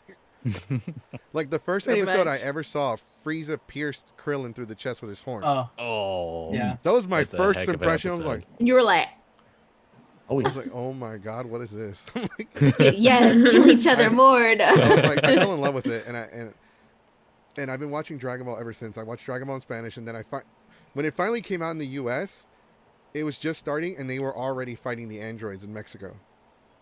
Mm. Oh, yeah. And I've met the voice actors. I met Christopher Sabat. The first time I met Chris, we were in the bathroom. Oh no. He was using I was using the bathroom. He was using the bathroom. We were in the urinals, and I'm like, "Hey, aren't you Vegeta?" Yeah. Can I get an autograph? All right. Well, you have to either wait a minute or get me some snow. I met Chris once at Big Texas Comic Con, and it was me and my fiance, and of course I was goo goo for gaga all over him, right? Well, I didn't realize that when I gave him my phone, he pulled up Snapchat, and so I thought he was taking a normal picture. And then I was like, "Thank you so much." I didn't look at the photo at the time because I was shaking because I was nervous and everything. And when I went to go sit down at the table to look through them, he took like 50 photos, Snapchat filters of our eyes doing weird stuff, and then he gave me like a normal one. And I was like, what do I do with this? It's just too much. So I don't know. Hold on, wait. I don't know if I could pull it up here, but there was one where he just opened his mouth and he was like, I don't, when did you even sneak that in? I'm confusion, but like it was one of the best experiences with him ever. Okay, here it is. I don't know if y'all can like really see that. I know it's like His face is like his mouth a little bit. It's too I'm trying bright. to like It's way What too the bright. heck? let me lower the brightness. Hold on. Okay, hold on, wait. Yeah, okay, that's better. Yeah. Oh, I was boy. so stupid. I was like, what? I was like, I'm not complaining, but I love this. He was just It's heartbreaking down. because I met Sean Schemmel, Mm. and Goku's Uh-oh. my favorite. Like, I'm obsessed with Goku because I really like Goku. Like, he's very two-dimensional. Like, he's not complex, but people think he's like dumb, but he's not really dumb. So one of the reasons why I really love Dragon Ball Z is like, with enough training, like there's nothing you can there's nothing that you can't overcome. You just have to work hard, and like it's the one anime where like, you know what, we don't care about your backstory, we don't care about your problems, we're just gonna solve this with our fist. Like that's these basically hands. what it is. Because a lot of people are saying that Goku has no character development really, because every other 5-10 episodes it's a fight scene. Like it doesn't build up. Well, Would the you thing- agree with that? Okay, so Goku's character get him development started. was in Dragon Ball. And Yeah. Goku's actually you got to understand that Goku until the age of 12 grew up in the he grew up in the jungle Yeah. by himself, with the only human interaction for the first few years of his life was his grandfather. After that, he didn't grow up around humans. He grew up just isolated. So he doesn't Like a have a hermit. lot of human emotional traits. And he has his instincts. So for him to develop, it's not going to happen because he was already almost a teenager when he finally started discovering that there's like all these people. You gotta Yeah. remember, like in Dragon Ball, for Goku to find out if Mhm. you were a boy and a girl, he would tap your crotch. Yeah. Pretty much. He was like the pat pat. Oh, you're a girl. Oh, you're a guy, and they like Yeah. slap him. Goku, that's a girl. But how can you tell? Oh, like there's one where Roshi's like, okay, you see these two pictures of these two different girls? which one do you think is better? I don't know. They both looked the same to me. And then Roshi's like, are you a saint of some kind? Because one of them was just not attractive at all. And the other one's like super attractive. And there's a scene where like he reads that magazine for he's like, "Gosh, how sad! They can't even afford clothes." He's like, so like yeah, Goku. It's hard to develop. You're not going to get a whole lot of character development for a character that's very two-dimensional. Yeah. He's very straightforward. Where Vegeta, the reason why Vegeta has so much character development is because he's not in the same boat. He grew up around other people. He grew up around an army. He grew up being royalty. He was raised the right way where Goku was like, the closest thing he had to a friend was the monkey in the tree that he can't communicate with. So it's really, when you write characters that are very two-dimensional, because I'm writing a book and one of my main characters doesn't have any human emotions. So it's really hard to put character development into a character that doesn't react to the way everyone else does. Right. And people are going to criticize you for it. Like, oh my God, like I was watching Blockers with John Cena, and John Cena's, people were bitching about John Cena, like, oh my God, his acting was like stiff and it was too, like, it was way too stiff and he didn't That's seem. the point of the, that was the point That of the was the character. point of his character. Yeah. Like, the one thing that gets criticized a lot is the scene in Final Fantasy X when Tidus is laughing, like ha ha ha ha ha. It's meant James to Arnold the be- Hitler. Meant to be like that because Yuna was telling Yeah. him to laugh and he forced it out. Yeah, it's supposed. But people took it out of context and they thought that Yeah. was actually laugh. So Yeah. you got to understand when it comes to a generalization, people don't dissect it and look deeper into it. To where if you watch it as a critic, you listen to everything. You pay attention, and that's like that laugh was a forced laugh, and he did it to like make Yuna cringe, and then he laughs right afterwards, and it's a much more natural laugh. Yeah. But that's the thing, though. People will always remember the bad about everything. They'll never remember like the good. Like you could have 100 awards, but you get like there's one. You have a trophy case, and you're supposed to have 100 awards, but you only have 99. That one award you didn't get is the one that everyone's going to remember the most. So like with Dragon Ball, like I can go all day. I can go all day. I would say if you're watching Dragon Ball for character development, you're not watching for Goku. You're watching for Vegeta. You're watching for Piccolo and Gohan. Yeah, Gohan especially. Those three have like the best character development in that show. Right, because the whole point of Dragon Ball, you're supposed to watch this world unfold from Goku's point of view. Mm-hmm. Like, this is how Goku, like, you're supposed to see everyone develop around him. Kind of like your life. When you look at your life, you're not going to see your own character development because you are you. You're going to see someone's everybody else following develop. you. Like reality television, you know? And that's how you get restraining orders. Valid. My internet connection was really weird. Like it cut out for a while, and when I came back, all I heard was, "And that's how you get restraining orders." I know that out of context. Out of context. There you go. Out of context, Geeks our go-to catchphrase: Mexican. Yeah, Mexican. But with acting, is you have to. It's really hard, like with improv and acting, because I'm not a voice actor. I'm not an actor, but I do a lot of improv because I host the panels. I host the podcast. Yeah. And I have to be like all these different things. Like I have to. I'm a character of myself in a sense. Because I have to be entertaining. Yeah. Mm-hmm. I'm a personality. So people don't realize, like, whenever you, and especially with acting, like if you're going to do something, I kind of like, I give people the benefit of the doubt, especially when you're in a project where you're acting and you also have to act while acting because it's part of the story. Mm. So, I mean, it is, okay, I forgot, I'm trying to remember what our subject was. Then we got into Dragon Ball, and then I zoned out. It was what inspired you. Yeah, what inspired you? What was your It was, inspirations to being into voice acting? Yeah. Oh, okay. Sorry, I brought up Dragon Ball. I know, No, right? it's It's your fault. Your fault. I went on a tangent. I blacked out. I'm like, what? Here's like Dragon Ball. Yeah, because 3 days, like what happened? It's I because mean, I'm the same way.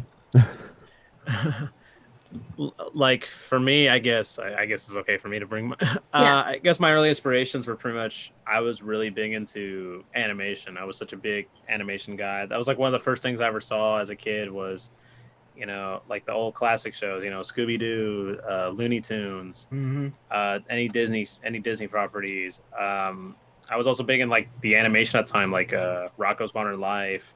That was a big one. I was really big into it. Dexter's Laboratory, SpongeBob, obviously. Like Hey Arnold, that was a huge one. And nowadays, and also like Goku said, like I was pretty much like in a way, I like telling a story. Pretty much whether it's through so I was at this bar a couple days ago, this thing happened or something like that, I would tell a story. Or when I was doing Lyft, people always ask me, so have you had any like weird people in here? And I was like, how long is this drive? Because usually that would be 9 times out of 10 it would be the people who have like a long drive. They would ask me, because I would take them from like downtown to like the airport, and it'd be like a 30-minute drive, and I was like, oh boy, do I got a story for y'all. And I would just do the impressions and all that. They were like, oh my god, man, that's such an interesting story, man, thank you for entertaining me, man, this whole trip. 9 times out of 10 they would give me a tip.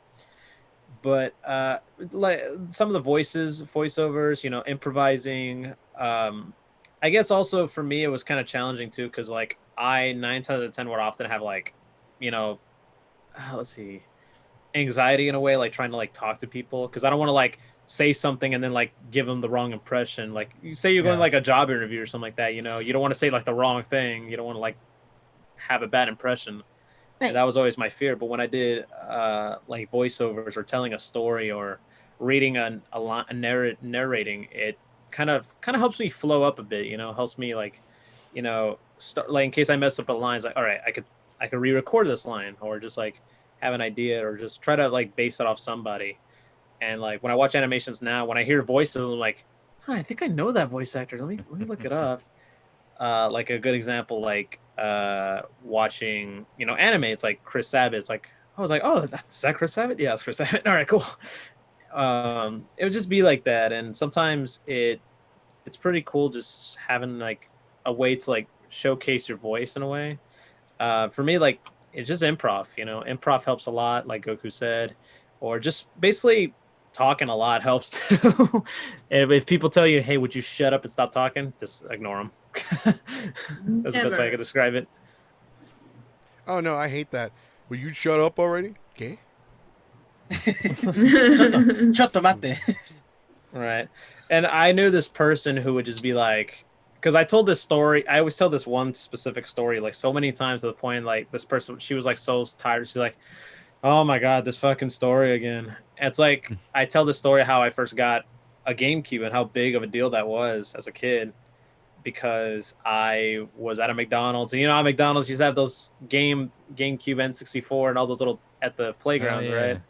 So they would have those, and I was just playing them. And my family wasn't really into gaming, I think because my mom, before I was born, and when she just moved here, she had a Super Nintendo. She would play that a lot. But what I didn't know, that she went to college at the time, so she kind of dropped out because of it.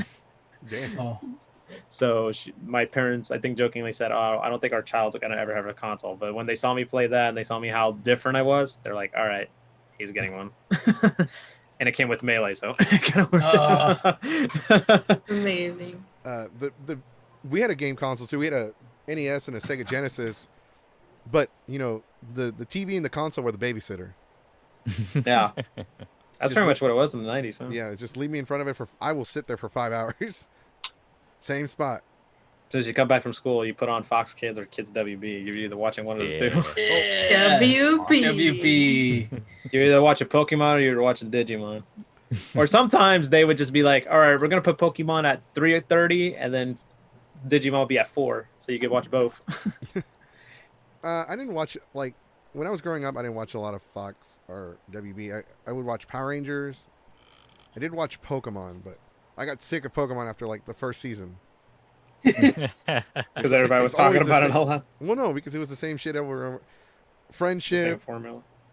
Ash didn't really catch any Pokemon. Like, the first half of the Indigo League, he catches, like, 6.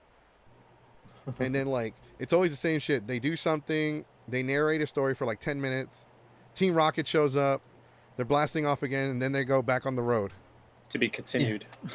I was like, oh, I got I don't so think- sick of it. It was like the same I thing don't over think and over Ash and over. ever won any gym battles, did he? Until They're just like, hey Sun and kid, Moon you got last year. hurt. I'm gonna give you this No, badge just cause. He a lot of the times he'd lose the first time, but then he's like, I'm back, and Oh, okay.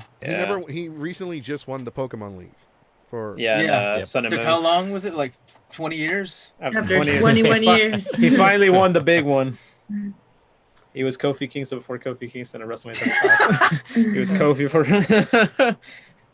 when it comes to voice acting, because I've met a lot of voice actors. I've met Johnny Young Bosch, met Kyle Haber, Chris Ayers. I almost peed on Greg Ayers. Long story. Actually, not that long. I met some of the Power Ranger actors. I met Walter Jones, David Yost. I met Jason David Frank, Austin St. John. I've partied with Johnny Young Bosch. I've gotten drunk with him. Wow. He's really cool. Amazing. We were at a con and I was supposed to babysit him. So his band, and whenever they perform at a con, they always come hang out with us in our hotel room, and we give them alcohol, and they hang out and we're like suddenly the cool kids. Johnny got too drunk, and I came back and he was like passed out on our couch, and I'm drunk too. And I'm like, oh no, Johnny's dead, because I was supposed to be babysitting him because he had to do shit in the morning. I'm like, Johnny, are you okay? I'm a Power Ranger. Yes, Johnny. Johnny, are you okay? Sure. Johnny, I'm a Power Ranger. Okay, Johnny, I guess you're fine. Then he's just like, Bunkai. I'm like, okay, I guess he's fine. Then the next day, This ain't bleach. the next day he's hung over. He has to do a Power Ranger panel. He Oh, has a no. massive headache. Uninvited. Jason David Frank shows up and he's like, yeah, Power Rangers. I'm like, how did he get in? He's not a guest here. He doesn't have a badge. He's probably just let him in. And Johnny's all like, fuck. Because Jason is very high energy. Oh. So He's like very- we he met is a very lot of, energetic. but Johnny's the one that said, like, for people that wanted to get into voice acting, to become an actor and then kind of get into voice acting. And one thing I will say though, if you really, really want to become a voice actor, I say pursue it, but don't think you're going to become a voice actor and get rich. So like your motivation should, like, hey, why did you become a voice actor? Money. Yeah, that's definitely not the case. No. A lot of voice actors I know, even big top ones, don't get paid like what everyone thinks. Oh, they're probably getting paid thousands and thousands of dollars, when in reality it's not the case. No, You know what I mean? we met the voice of Hinata, and she was like, man, I made $11,000 in a single Stephanie year. And Shea? I'm like, where did you work at? Stephanie Shea, yeah. It was Stephanie Shea. I'm like, where did you work at? Kroger's? Yeah. What the fuck? Also met her. She's amazing. Sailor Moon. She's she's a sweetheart. Yeah, she's really cool. Very we sweet. didn't drink with her. We didn't. No, she's too pure. She's too pure. Yeah, but yeah, she is. She's really cool. She was telling us, like, whenever they got paid, she didn't realize she had to pay the taxes at the end of the year. Oh. Oh no. And she only made like 11 or 14,000. I will. Give me a sec. That's not a lot. That's not a lot of money. That's not I'm gonna be rich. I love it. Like, I mean, the average is 30, like, I guess I'm not gonna get into that, but yeah, no, like, Yeah, it's a whole other it's ballgame. a whole nother ballgame. But Yeah, I Right. got you. it's one of those things to, like, you know, you have people that kind of want to do something like, not just voice acting, but I want to start streaming. I want to do a podcast. I want to start making videos. I want to start voice acting. I want to do improv. I want to do stand up comedy. And they've been doing it for like a month now, or 2 months, or whatever. Just a short amount of time. And like, why? How come I'm not rich yet? I'm like, no, You it know, doesn't you know work. what that remind me of? There was that Dexter's Laboratory episode where like he's randomly in the field. He's like, "What's going on? I should be famous by now." Yeah. That's pretty much a lot of people have that mentality. It's like There's a lot of, for a lot of people, there's different ways to get into like voiceovers or like an animation or anything like that. People have different paths, different branches. You know, there's not just one linear path. You know what I mean? And there's some people I know. I think Goku, we even know this person. Oh yeah. Yeah. So he's like, I'm gonna be a voice actor. I'm gonna do all this, and I'm like, okay, how are you gonna do that? Mhm. And he doesn't know. And I tell him, well, hanging out with voice actors doesn't really, that kind of doesn't help. If anything, just talk to them, ask them, how'd y'all get into it? You Follow might- their advice. You might Yeah. inadvertently piss them off. Yeah, exactly. Some of them could be like Yeah. turned off, be like, all right, stay the F away from me. You know, some of them would probably be like that. But like I said, at the end of the day, you know, it doesn't happen overnight. You know, it just happens. It's like a slow process. And some people, you know, they do it late, but sometimes there's that sense of better late than never. Like I'll give you an example. I've been having a YouTube channel for almost like I was like one since the beginning, like since 2007. Mm-hmm. And it wasn't until like last year. My first YouTube video was in 2012, and then it wasn't until like last year I actually got more productive with it, and I've only gained like 65, 67 subscribers. But you know, it's an achievement for me. It's like, oh, you know, that's pretty cool. That's a big deal for me. You know, some of my videos had like 1,000 views. I'm like, whoa, I never thought I would ever see the day. You know, Yeah. it's at the end of the day, you know, it's all about patience. It's all about motivation, patience, dedication. It's something you have to be like really fully committed to in a way, you know. Similar to us, like for voiceovers, you know, for this project, I've been like, I love being committed to this thing, and I'm so, not just it's fun, it's because it helps me too in a way, like it helps me like better my skills. And once again, thank you to Strawmelly for giving us that opportunity. Hey, round of applause. Thank you. Augers in the chat for Melly. Yeah, hearts in the chat for her. Heart. Now somebody commented, "Oof." Oof, daddy. Yeah. Well, okay. Let's talk a little bit about the project. So it's like a My Hero. It's My Hero's the inspiration for it, but it's about like heroes.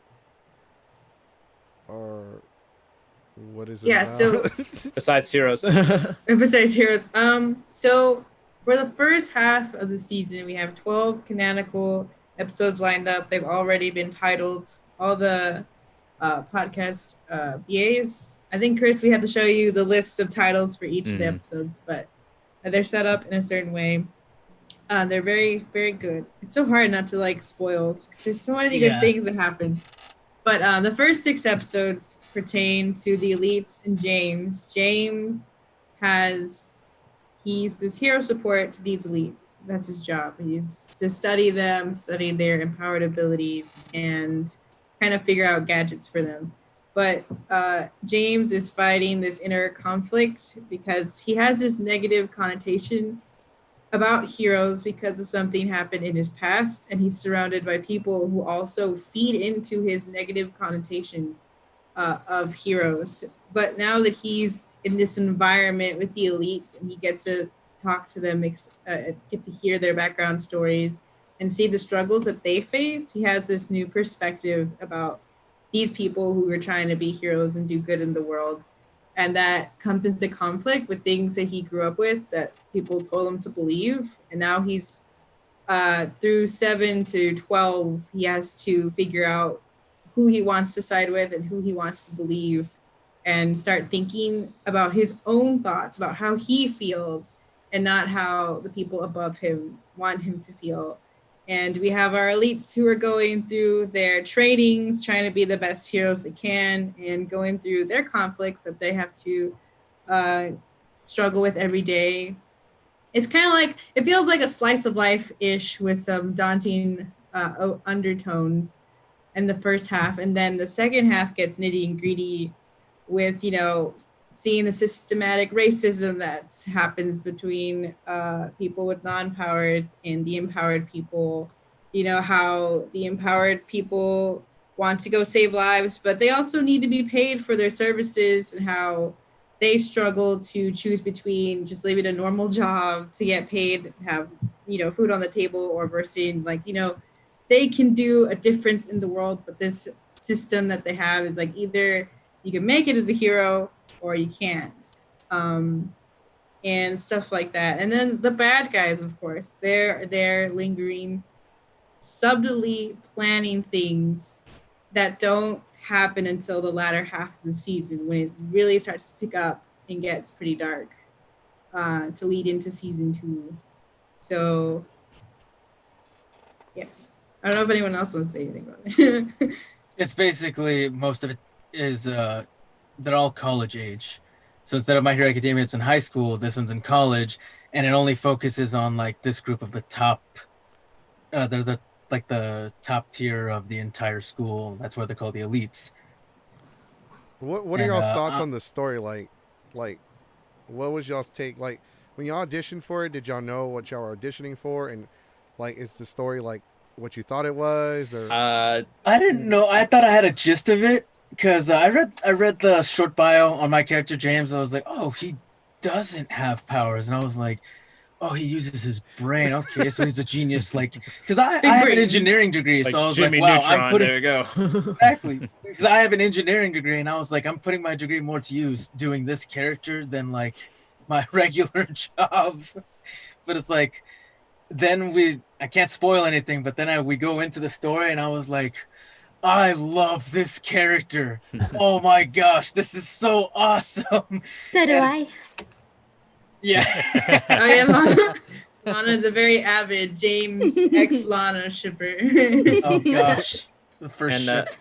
yeah, there's a lot of like really awesome elements in the thing. When I first auditioned, I just thought, oh, this is gonna be pretty interesting. And then as we got more into the episodes, I'm like realizing, okay, this is starting to build up somewhere.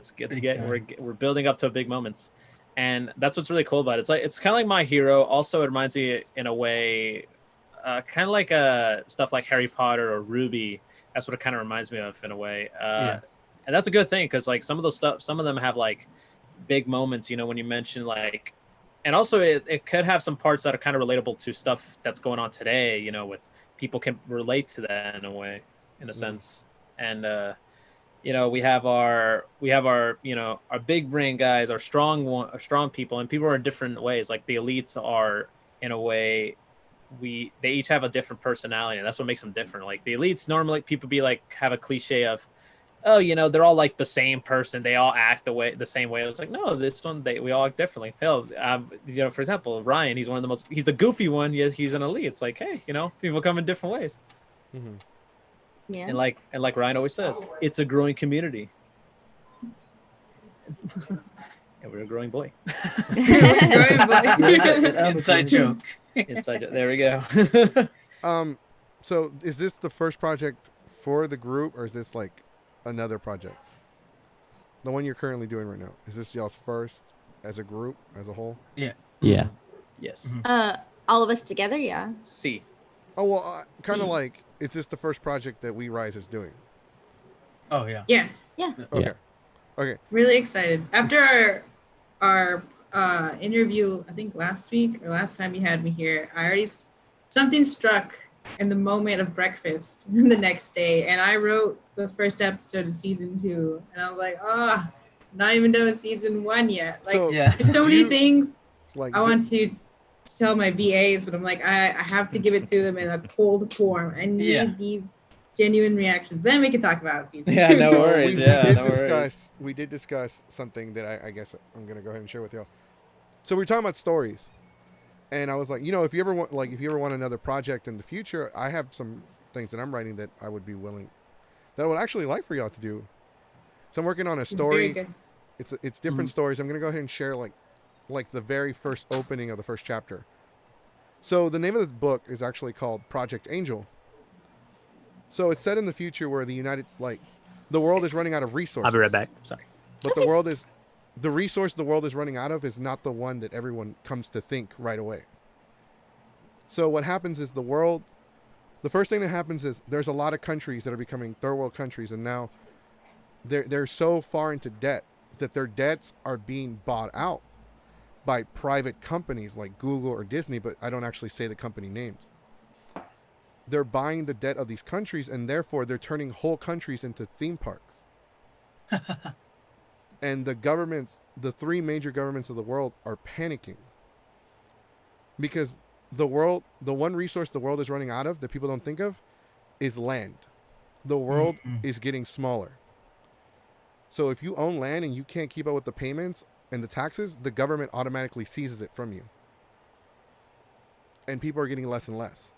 And people are like fighting with the government about it. It almost causes a civil war because people want land and there just isn't a lot anymore. There are people that own like acres and acres, like 100 acres worth of land. They started panicking buying land. And now there's towns, like these farmlands, they now have towns, and these towns are privately owned. So everything is becoming smaller.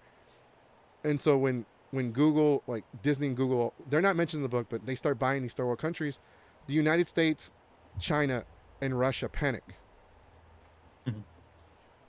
And like North Korea no longer exists because China woke up one day and is like, we're tired of your shit. Oh, Yeah. Yeah, there we go. And so Russia and China went after North Korea. And they had offered like the people like, okay, well, if you come live with us, we'll take much better care of you. So like the country didn't even really fought back. Like the people just turned on their government. So what happens is the United States starts freaking out and panicking. So they go to this is when cloning also exists, but it automatically becomes illegal. So they go to the scientists that develop cloning. He's like, okay, would you produce a biologically engineered super soldier for the military? Because the United States wants something, they want an ace in the hole. So he starts developing, like his wife had died, so the super soldier they were going to develop was going to be a spitting image of it was going to be the spitting image of what he thought his unborn son was going to look like. But overnight, the scientist, his work, everything vanishes. Not a trace. Nothing. The United States panics once again. So they go to another scientist. It's like, could you develop a mutation to where we could give to our soldiers that would turn them into super soldiers? Takes them 20 years. They finally develop a mutation that evolves inside the human. They turn 4 million U.S. soldiers into super soldiers. An army of Captain Americas. They're so strong, like one of the soldiers puts his hand inside of the tank, and they fire the missile, and it blows the tank up. That's how strong they are. And so this is just a summary. So eventually, the mutation backfires, and the soldiers start all becoming more and more aggressive, and their intelligence starts lowering. So after, and the crazy thing is they stopped. They age so much slower now. Like they'll advance 1 year for every 10 years. Mhm. They're meant to be stronger. They're meant to live longer. They don't eat as much. They don't need as much water. Like they eat once like every 100 days. These are meant to be perfect, but they start getting aggressive. They start mutating, and then eventually they start attacking the populations of the world. And then 5 whole government bodies disappear overnight. They call it they call it the Day of Reckoning, when the governments of the world abandon the people. And so they're trying to like fight these mutations. They can't. The bullets don't penetrate their skin. Like they get stronger too. That was one of the side effects. That when they developed this, it was developed so fast that the doctor didn't actually do a very good job, because the United States was pressuring him like, we need super soldiers now. We need this because we need to be at the top. Like China and Russia were scared of these private companies buying other smaller countries, but the United States was the one who's like, no, we need this because we're not about to lose our spot as number one. So it's almost 100 years later. The city is in ruins because humanity lost. But the crazy thing is, like the animals, the livestock, all of it, the water's still clean. The animals are still running around. They're still like nature's taking over, like it's recovering. And so there's this little kid who's walking through the city, and he's crying at the top of his lungs. And there's these monsters that are like clawing their way through the buildings because they're stalking him. The monsters are the soldiers mutated. Their skin became rock hard like diamond. And they're stalking him, and he's crying. And so one of them starts dashing at him. They start dashing. And the boy looks up right before it reaches him. He looks up, he grabs the monster by the skull and crushes it. And then slams him into the ground. And then the little boy starts running. He starts crying and running. And then next thing you know, he ran 100 miles in less than 10 seconds. And that's how the first chapter ends. Nice. That's incredible. And so, what?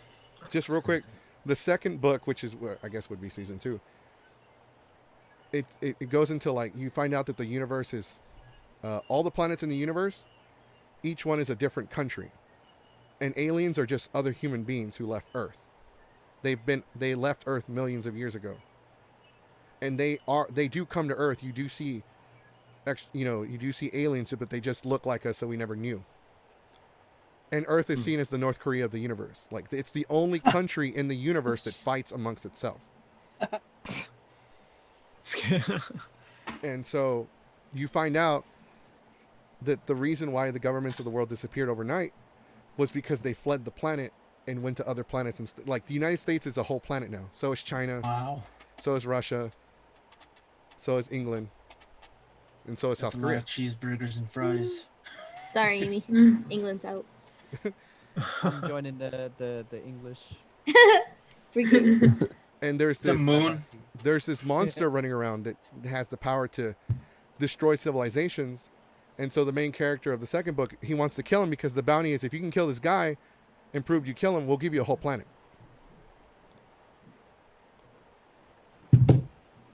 Oh. There's a side story though that I would really like for y'all. I'm gonna type it up. It's very short. I would like for y'all to check it out. It's about superheroes as well. Nice. But they're imprisoned by all the villains, and they save the main character. He's all shackled up and everything. And they're like, "Oh, you're the greatest superhero in the world. Like, you are like the Superman of our world." And he's like, "But why don't my powers work?" "Oh, because they sedated you. They gave you all these drugs." So it turns out, I'm just gonna spoil one little thing. Turns out they're not actually superheroes. They're patients in a psycho ward. Oh, And as nice. the drugs start wearing off, he starts realizing that the villains are doctors. And all these people are just crazy. It's like that theory where people say Batman's not Batman. He's in a psych ward and all the villains are different doctors that come to see him. Right.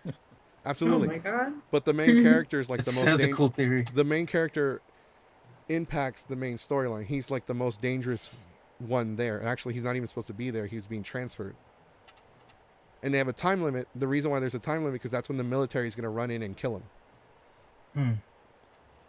But there's so much more to it. Like, even if I spoil the ending, like, there's just so much that happened. Yeah, it pretty much like ends up giving you like lots of questions like in the You got end. an outline for it? I do. Nice. like a little Bible or something like that. Right. There's 4 books in the series. Each book is a different main character. Right. Nice. And each, like, they all impact each other. Like, so much. I would The love first 2, to though, hear about that. the first 2 happen simultaneously. Ah, It's kind of like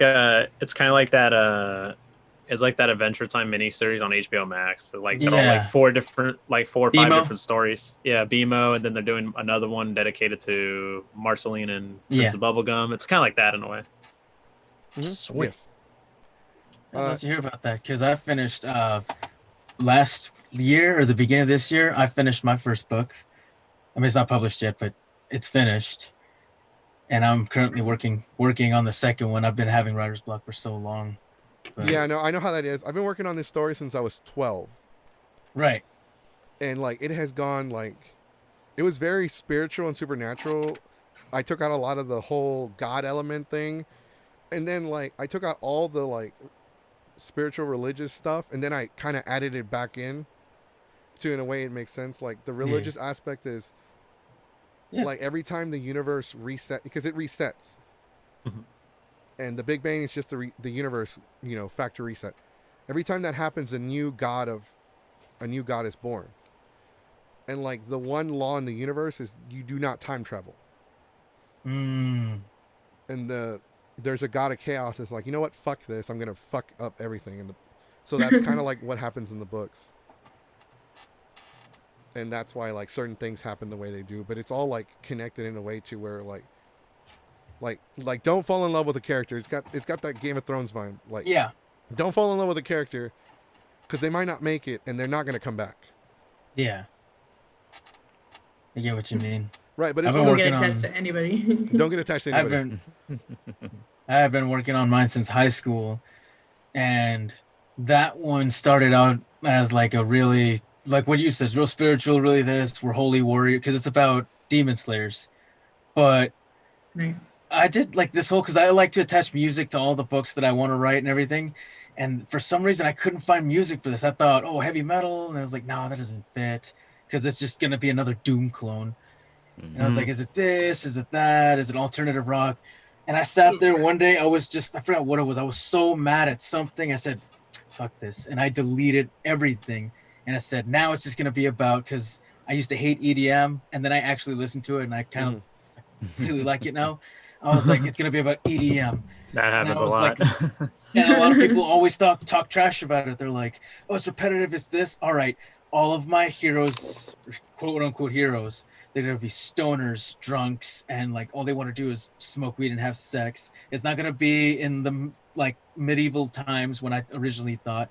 It's going to be modern. They're going to not give a shit about their job, and they're just going to kill demons just because if they don't, they'll go to hell. And that's the only reason that they fight demons, not because we have to save the people. It's like, I got to meet my quota for this month. All right, let's go.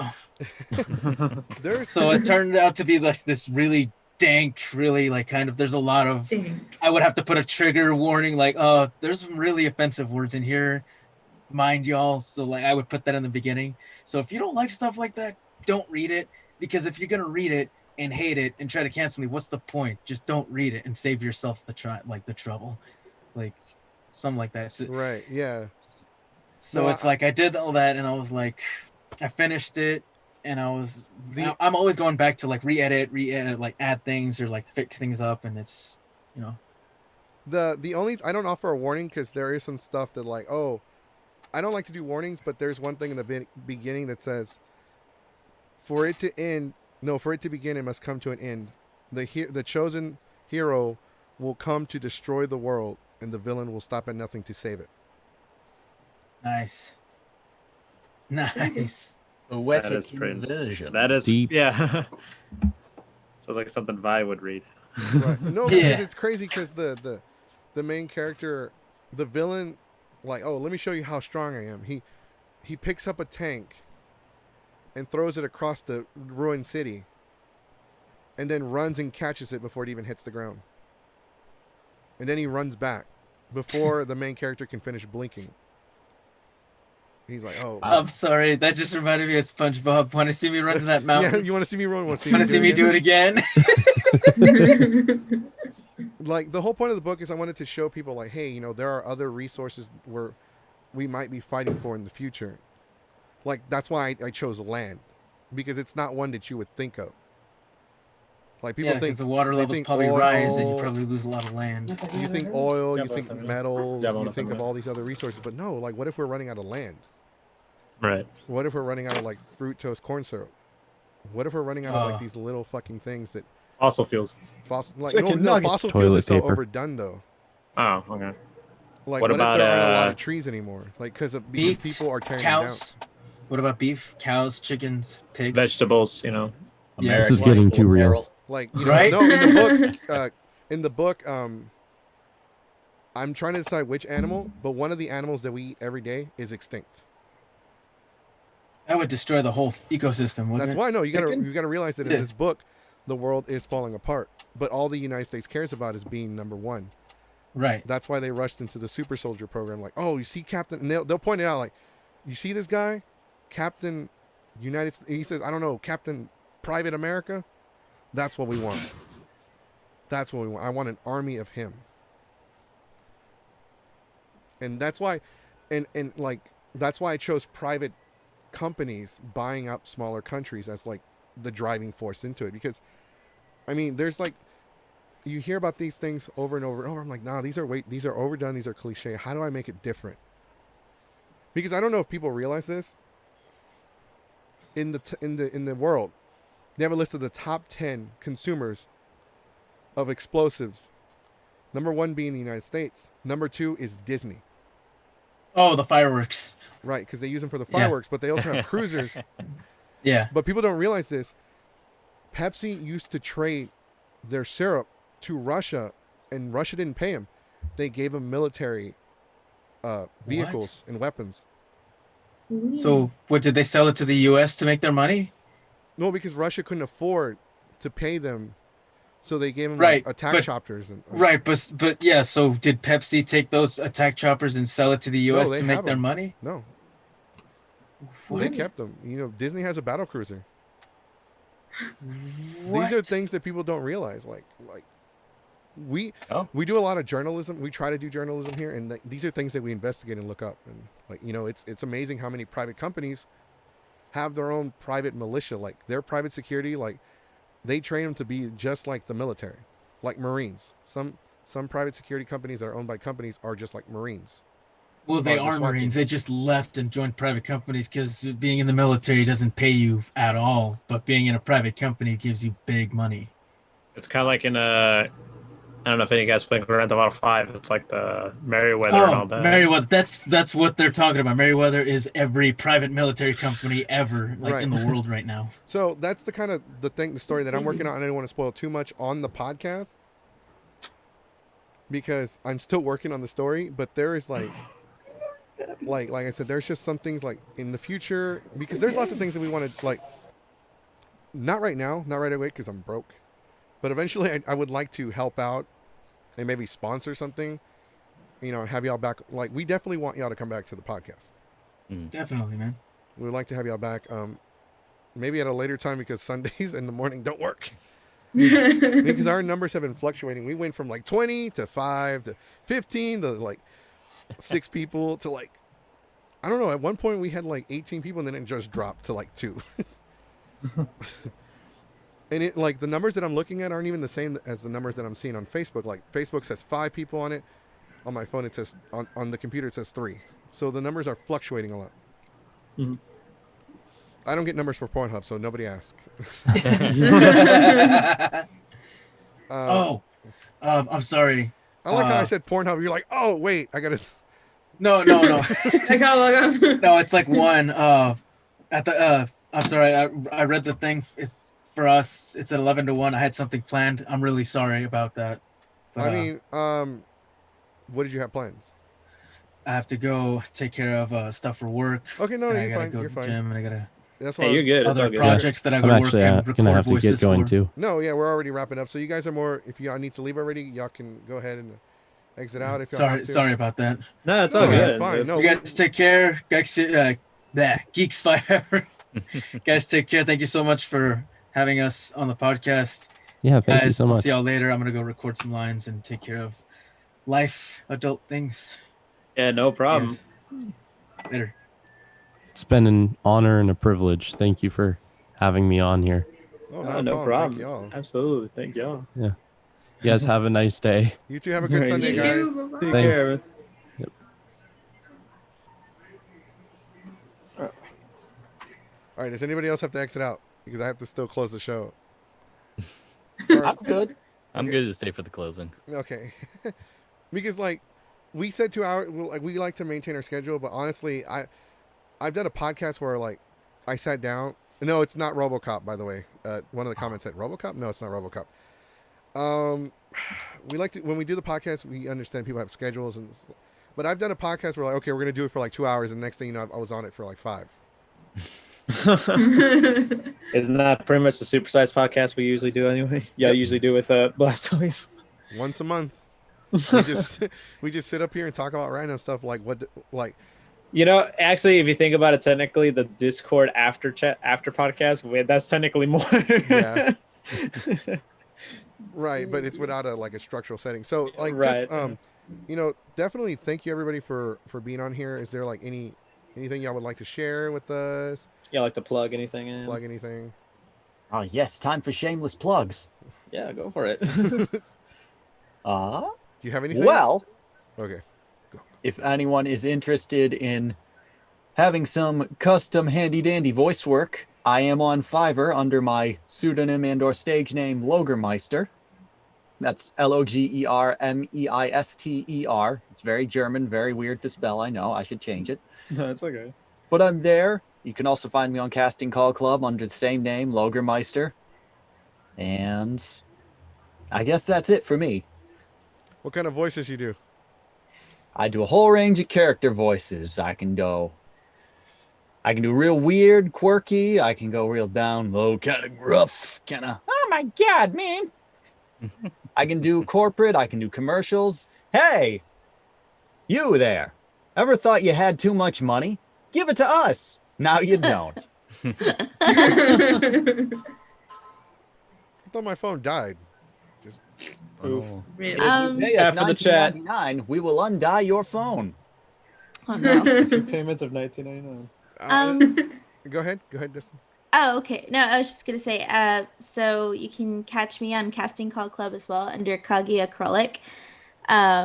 And I'm also the director and producer of Starstream. So if you want to check out my series, you can find us on Facebook under Starstream Official or YouTube under Starstream Staff YouTube. So please check that out. Yeah, okay, that sounds cool. I'm gonna need links from y'all so I can post them It's later. it's also a superhero story. Ooh. There we go. Writing stories is really cool. Like I have like we do a panel called Terrible Fan Fiction where I have to read shitty fan fiction. Oh yes. That Gothic. Yeah, no, I have to read the words as they're spelled. I can't fix them. I can't fix the grammar. For example, one of the stories he wrote, instead of Gothic, it came out Gothic, and he has to say it like that. Gothic. My name is Demetria Ravenway, and I am Goofig. If you didn't know. Not my immortal, no, please. Yes, it is my immortal. He knows it. It is. Everyone's heard of. But I also read one where SpongeBob and Bill Clinton hook up. It's What fucking about Dipper awful. going to Taco Bell? SpongeBob, you're the most beautiful thing I've ever seen. Thank you, Mr. President. It's so bad. It's so bad. And then like we did one. Like every time I read, so we talk about anime Matsuri a lot, and every time the owner of Matsuri tweets something, I always read it in the Trump voice, like. Let me. No, I can't fucking do it today. It's too early. I can't do it today. I'm not Mexican enough right Insert now. voice here. Insert voice. Anything else everyone wants to plug?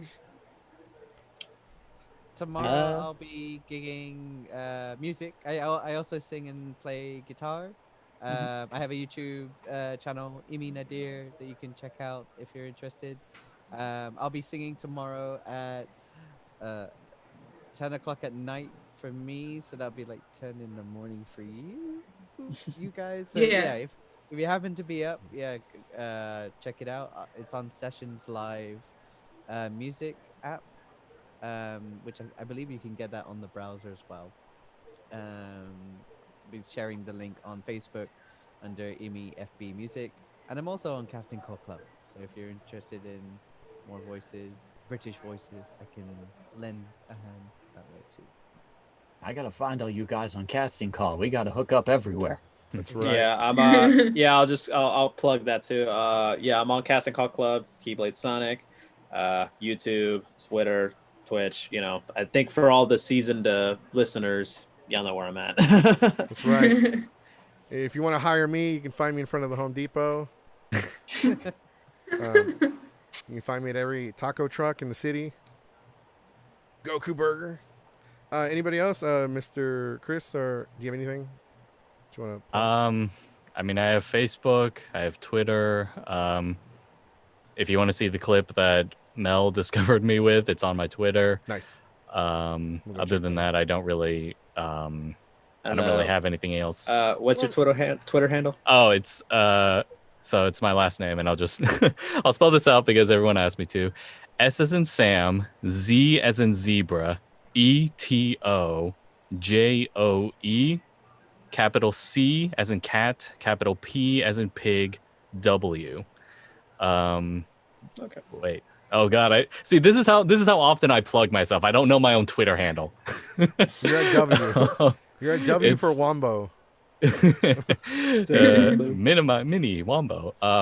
Okay, hold on. Facebook at Chris Cito Joe. Twitter Cito Joe VO. I think that's what it is, technically speaking. If you just type in my name, you'll probably find me as well. I mean that's it. What about the leader of the group, Stromily? I will send you all the links for all our VAs just so you don't have to remember them all. You can check us out on We Rise Project on Facebook. We also have our open auditions for our pro heroes. We have Technomancer and Chameleon cast already, but we still have Pumpkin, King, Bubble Trouble, and Nadia and Sonia You can find our email and website on the We Rise Facebook page. We're also on Instagram and Twitter. Twitter is really slow, but we're gonna revamp those to be a lot better. So yeah, we have VA applications open. The Google form is in that post, and just follow us to keep track of our journey. We're really excited. We also have a Twitch at We Rise Project, and we have a YouTube channel, We Rise Project, that we're gonna be uploading the snippets and bloopers up there. We're just kind of like editing them right now, but we'll be putting them up there. We also have a panel, so just follow the We Rise Project Facebook page. It'll keep you up to date on the many things. We'll post a link to that one. We'll post a link to the We Rise project on Facebook. We were trying to tag you, but it doesn't work that way with Restream, so I have to go back and tag you. So we'll go ahead and tag that. They can follow them. You can follow them on Facebook. The Book of the Faces. Oh, I totally forgot Spotify. And if you want to hear the intro to the We Rise podcast, I've also helped create that, and it's also available on Spotify to check it out. It's called We Rise. Nice. Check that out. All right. So good. I was thinking, like, y'all got me thinking, like, this whole podcast about the Tally from, because I used to be able to do the voice of Tally from South Park. You're a towel. Well, like, because he's all like, remember, boys and girls, always bring a towel. And then I like the Always bring a towel. Oh, Don't forget to bring a I'm towel. really high right now. I have no idea where I am. I have no idea where I'm going. Yeah, it was like, fuck. I fucking love Tally. Well, no, thank you so much for joining us. All right, so just real quick, a shameless plugging segue. So we have another podcast tonight at 8 p.m. with the Black Table Podcast, another podcast group that talk about a lot of controversial subjects.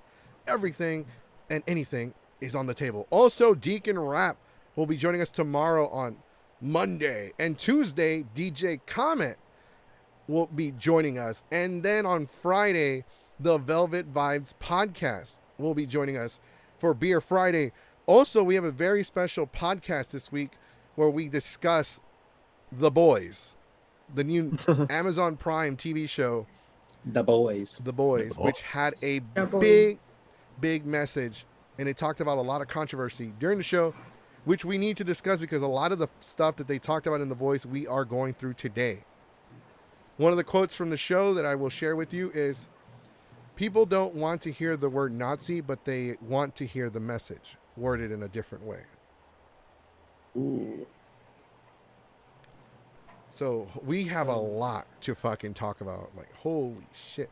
And we're not just going to talk about The Boys, but we're going to talk about like what happened and how that reflects real life. Because it really does.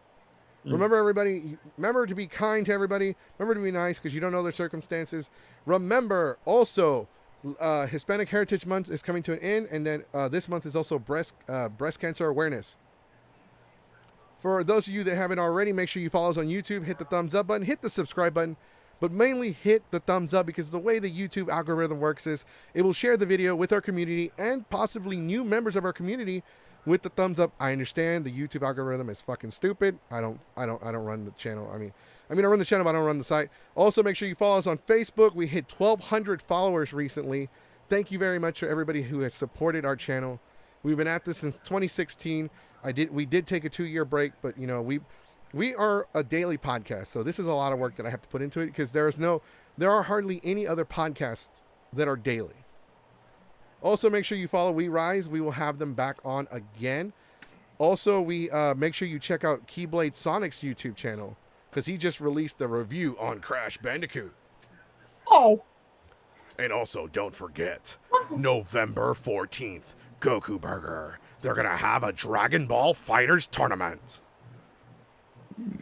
That's in Porter, Texas.